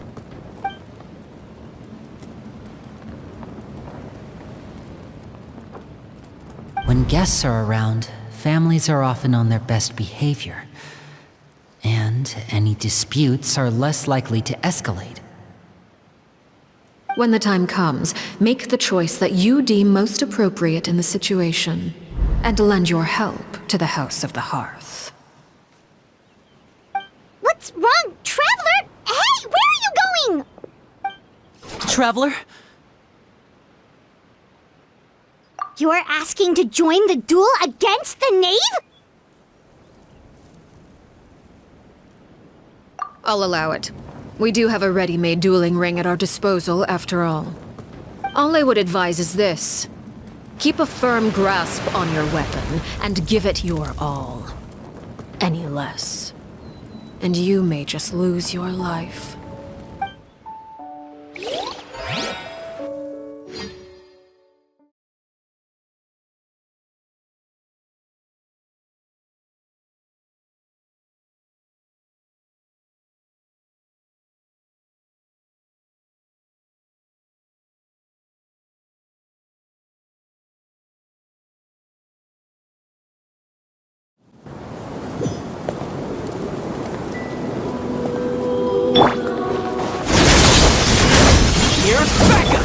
Buckle up! Hi! Dare to mess with me? Have fun with this gift!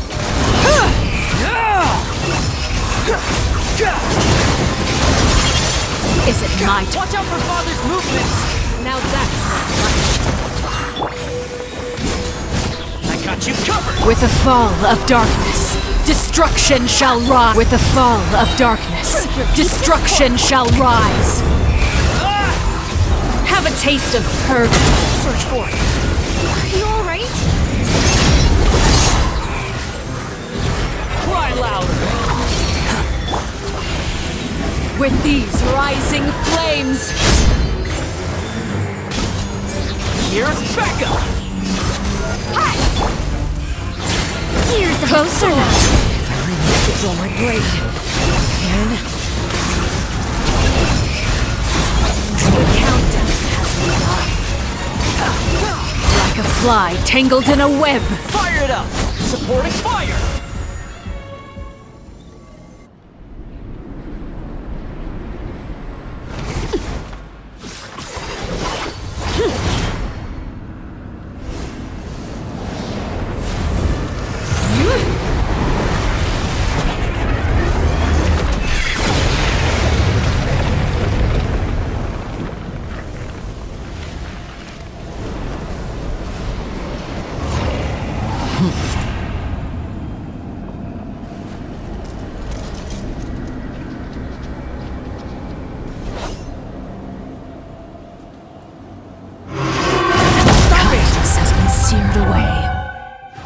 My blade is all that remains.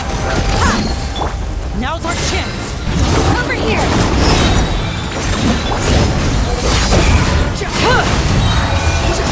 Far enough! The price Who's next? for my sins.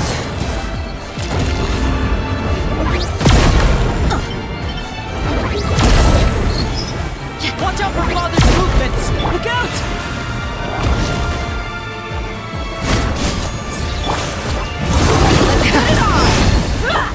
Here's Becca!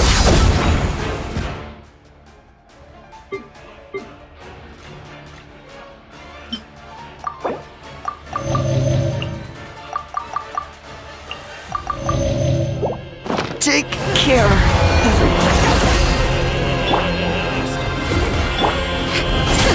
We'll see about that! Now's our chance!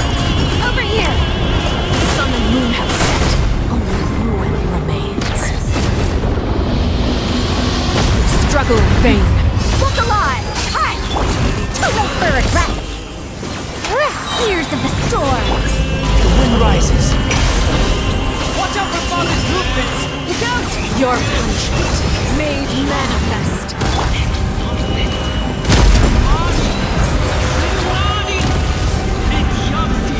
Let's get it on!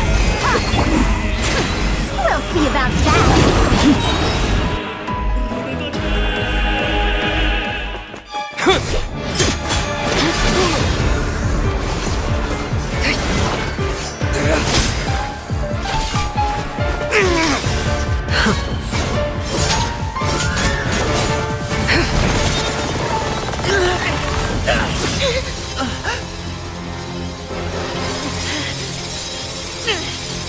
You should know better than to crowd in one place.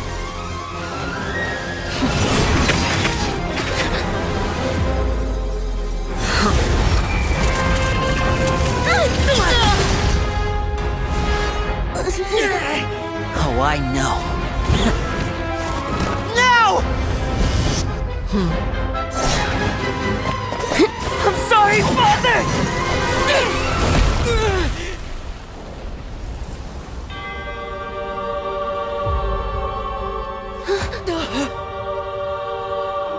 Sorry for what? This pitiful excuse for an attack.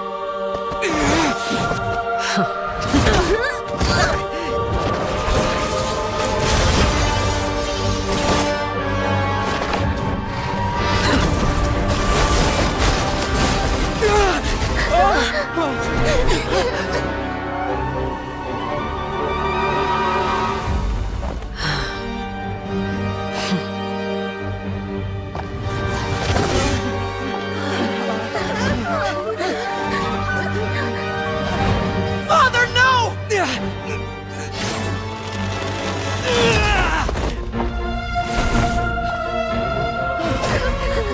Made it out, did you? You're stronger than I expected.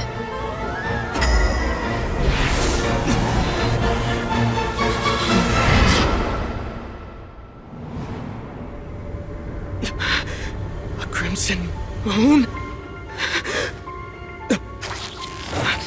I can't move.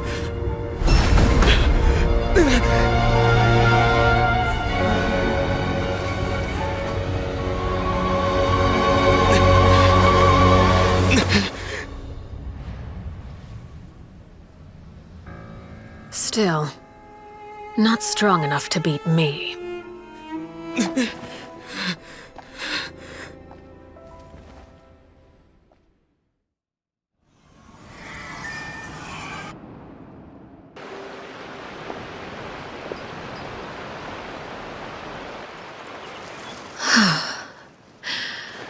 I believe we can end things here.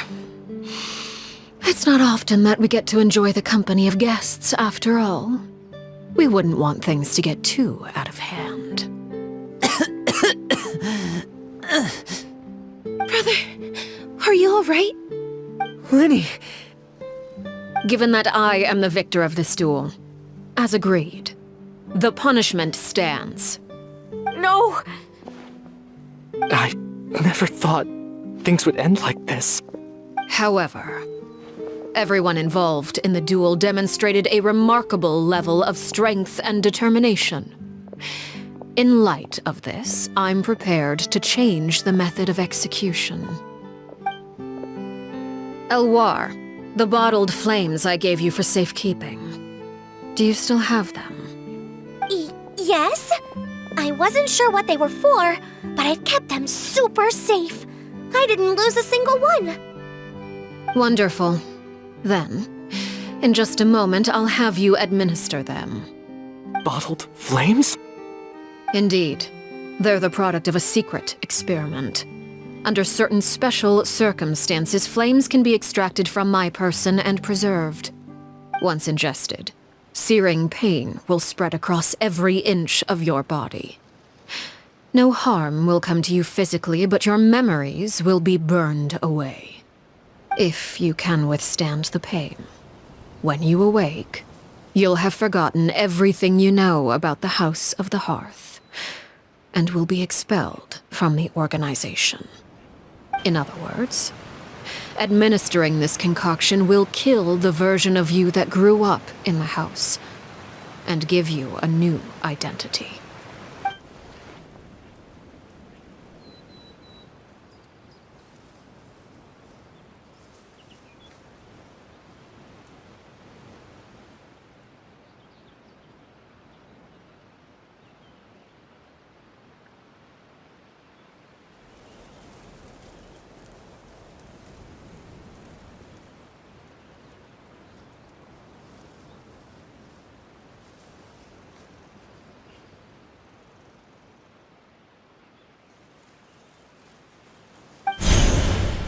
Memory is a mysterious thing indeed. Losing a portion of your memories will alter your sense of self.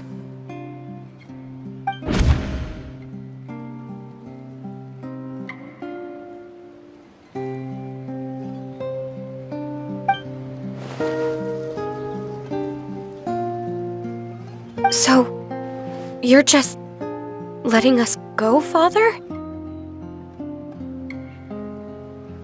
You misunderstand. Memories are extremely important. Once consumed by flame, the version of you standing before me will die, and our secrets will die with you. So no, I don't intend to just let you go, because the person who survives will be nothing but a stranger. Even so, I won't have to live in fear anymore. I'm sorry, Father. I'm sorry I let you down. But I really... Don't cry, Filial. You haven't left the house yet, so there are still rules to be followed, yes? Remember what I taught you. Anger makes you impulsive, sorrow causes you to waver. Don't let yourself be controlled by your emotions. Of course. I'll remember. Dry your tears, and go pursue the life you really want. Yes, Father.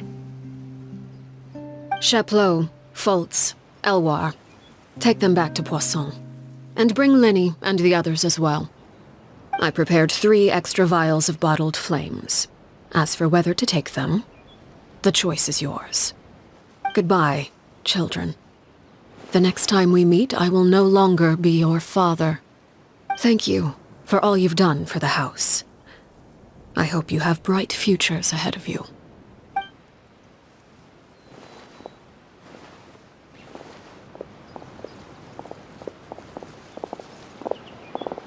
Father!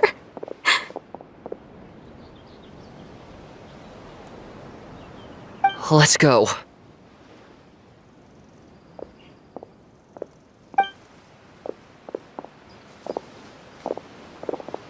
Here, grab my arm, Linny. I'll help you walk back. Thank you.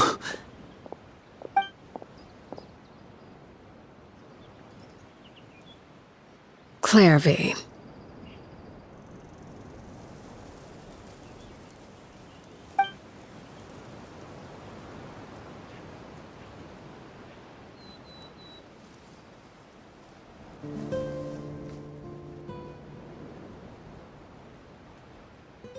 Can we talk now? I've been waiting for a super long time. You really are Perry, aren't you? I haven't seen you in so long. How come you're all grown up? Wait, did I somehow travel to the future on accident?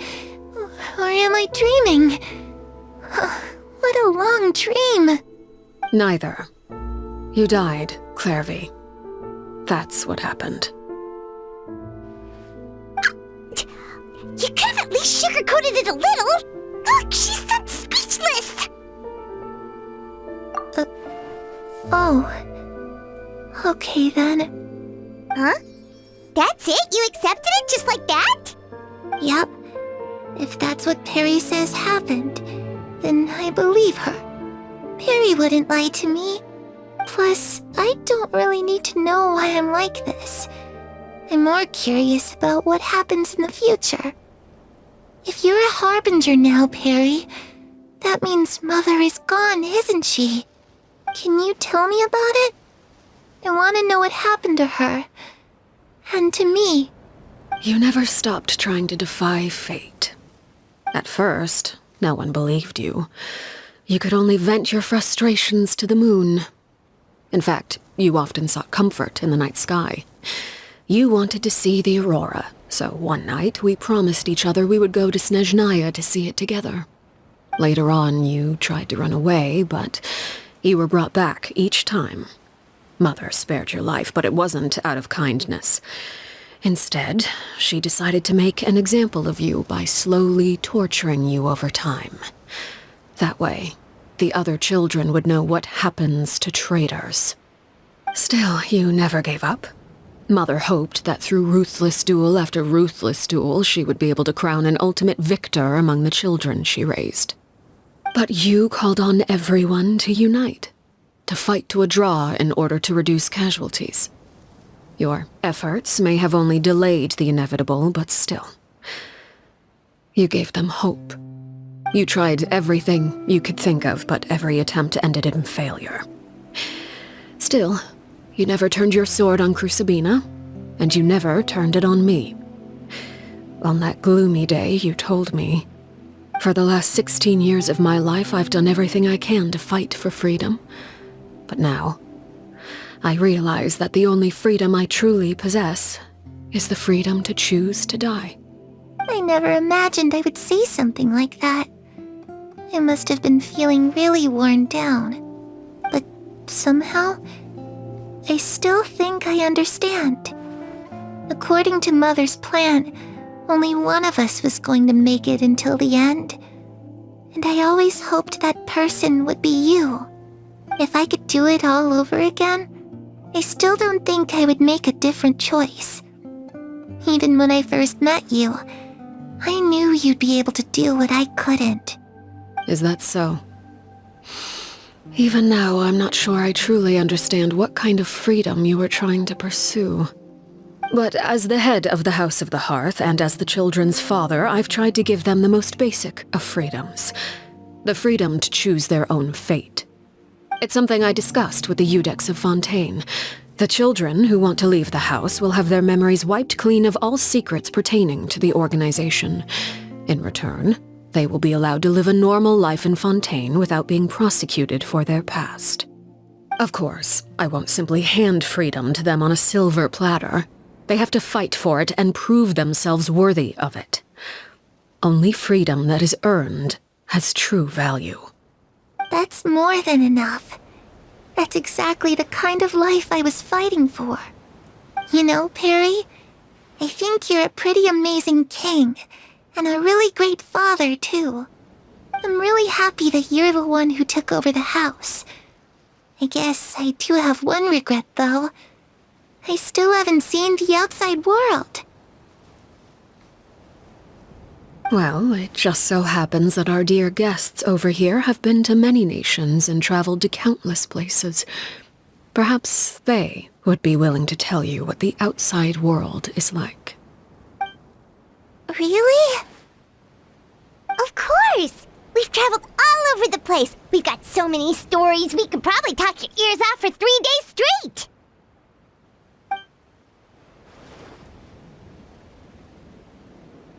I was always too afraid to skip Mother's fighting lessons. But at the academia, I bet you could do all sorts of secret things in class. Things that have nothing to do with studying. I'm just kidding. Being able to study whatever you want without having to fear for your life actually sounds pretty great.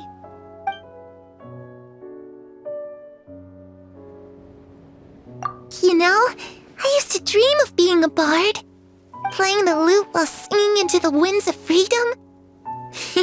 Even if there was no one there to listen, I would have continued to sing no matter what.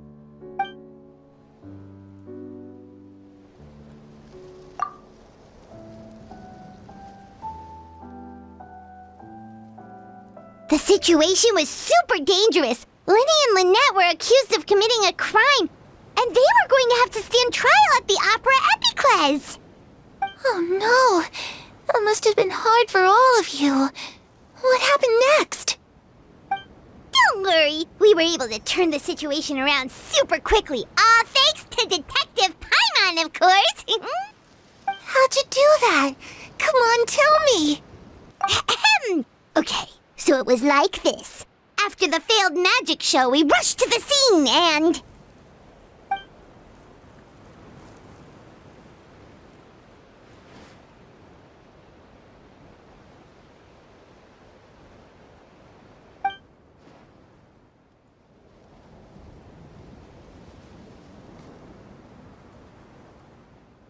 Shadows don't have the capacity to learn or grow.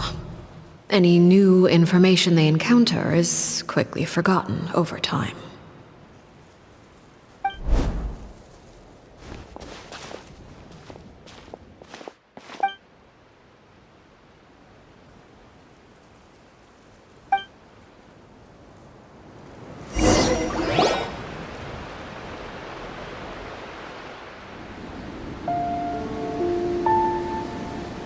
Clairvy, you've worked tirelessly from the shadows to overthrow the House of the Hearth.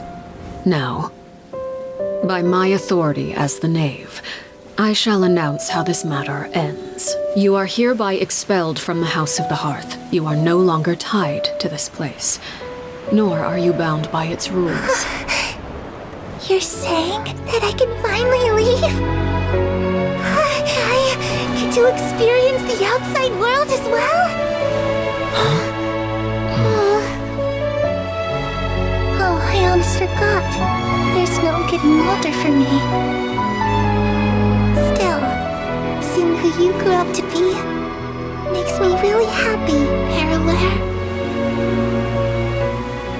Take care of yourself. Goodbye. May we meet again someday.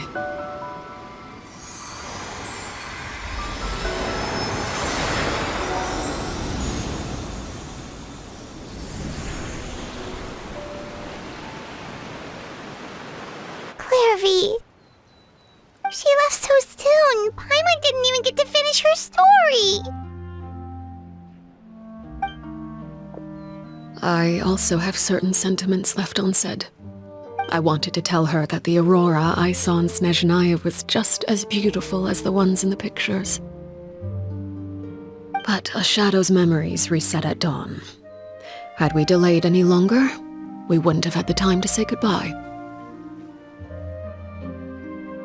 Whatever regrets may linger, let them be lost to the coming of a new day. Father? It's Linny! Hey, Linny!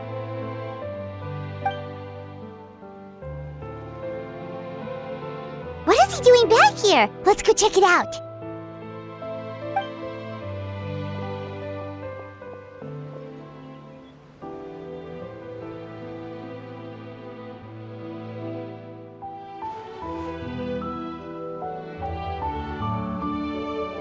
Father, the bottled flames have been administered. Filial and the others have left the house. And you?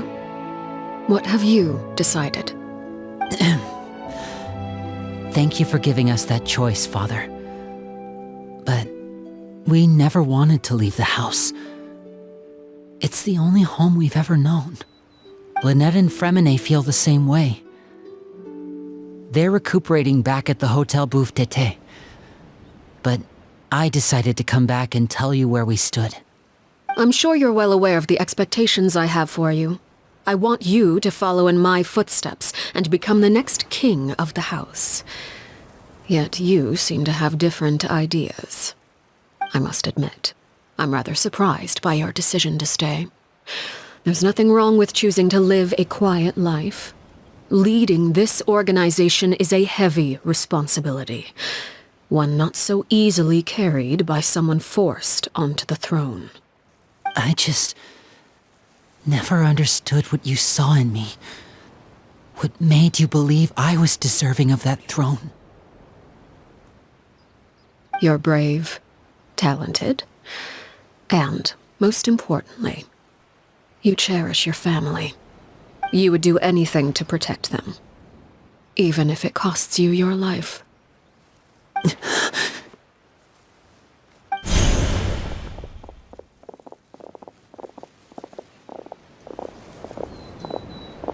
Speaking up back there was so brave of you, Linny. It's all thanks to you that we were able to convince Father to back down. You're a hero, Linny. Hero? Father is the real hero. Had Father gone all out during the duel, there's no way I would have walked away with my life. She must have had it all planned from the beginning, from the very moment she suggested a duel. I'm not deserving of that title. I'm not strong enough or smart enough. You're wrong. In my opinion, all you need to be deserving of the throne is conviction and the necessary strength to act on it. We may have different ideas of what it means to be a family, but you can hardly be said to lack conviction. What you truly lack is strength. For someone of your talent, though, that's something that will come with time. Even without that strength, you still chose to face me in a duel, even though the odds were stacked against you. That capacity to honor your convictions is what I truly see in you. Father. No one knows what the future holds, what tragedy or triumph may be in store. Being at the head of this organization requires the strength of will to face whatever comes. Caution will only hold you back. If reaching a certain standard were required to go after what you want, I would never have succeeded in killing my predecessor. Back then, there was still a considerable gap between our abilities. Strength may decide the ultimate victor, but those who let a lack of strength dictate their decisions or undermine their convictions will never be worthy of the throne. I understand, Father. Thank you. Children must grow up to surpass their parents. Only then can a family continue to flourish. The road ahead is not an easy one, so I'll ask you one last time. Are you certain you want to stay? You've done so much for me, Father, and that kindness must be repaid. Plus, with Project Stuja at hand, there are many dangers ahead, and I, for one, don't intend to back down. Protecting my family at all costs. That's my conviction. Then you're welcome to stay. As for Project Stuja, you need not be too concerned. If those cowardly businessmen and heartless dignitaries try to take us down, I'm prepared to teach them a lesson. Having members who longed for the light was our organization's last weakness. With those members no longer among our ranks, the House of the Hearth is like a spider hiding in the shadows. We need only wait for our prey to come to us. At present, our imperative is to use their plan to our advantage. In doing so, a crimson moon shall rise amid the frigid blizzards of winter. No demonstration of loyalty shall go unrewarded, and no sacrifice shall be in vain. As for the two of you, whether we meet again as friend or foe, I'll remember the camaraderie we shared in this moment. No matter how arduous the journey ahead, I hope we both reach our desired destination.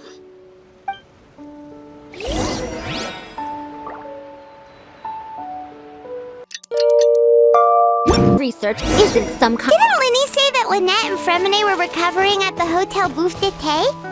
Oh, Paimon wonders how they're doing. Maybe we should go check on them.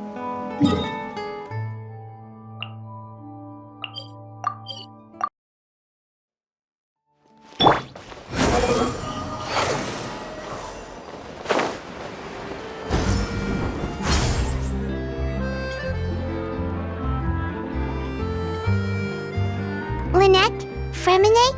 How are you feeling? Much better. Whew, what a relief! What about you? Are you feeling alright? I knew you'd come out unscathed. Us, on the other hand, well, we've been bedridden for 2 days. I couldn't even turn over.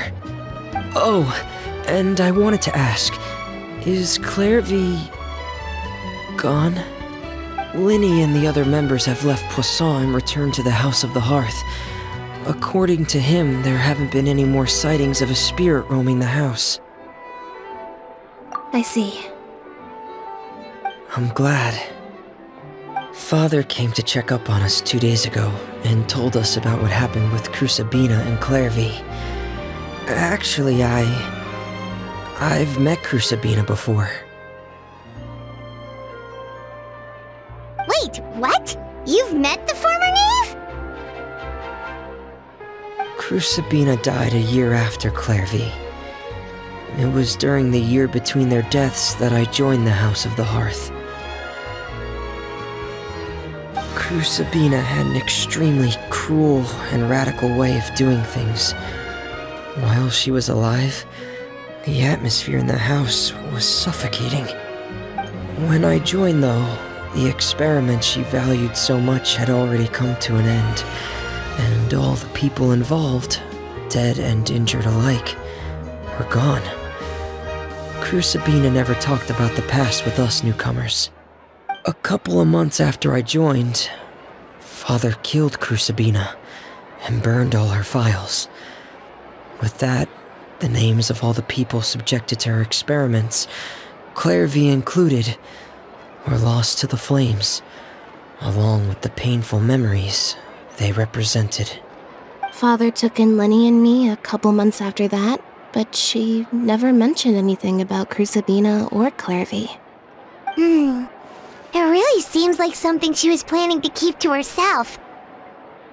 The last time you talked to her, did she mention why she kept it a secret for so long? She said she didn't want us to be affected by the darkness of the past. She was worried we'd develop a false sense of gratitude towards her if we knew about it. The foundation of a family should be free of any corrupting influence. Whatever happened in the past, it has nothing to do with who we are now. And that's what Father told us in the end. But I still thanked her for everything.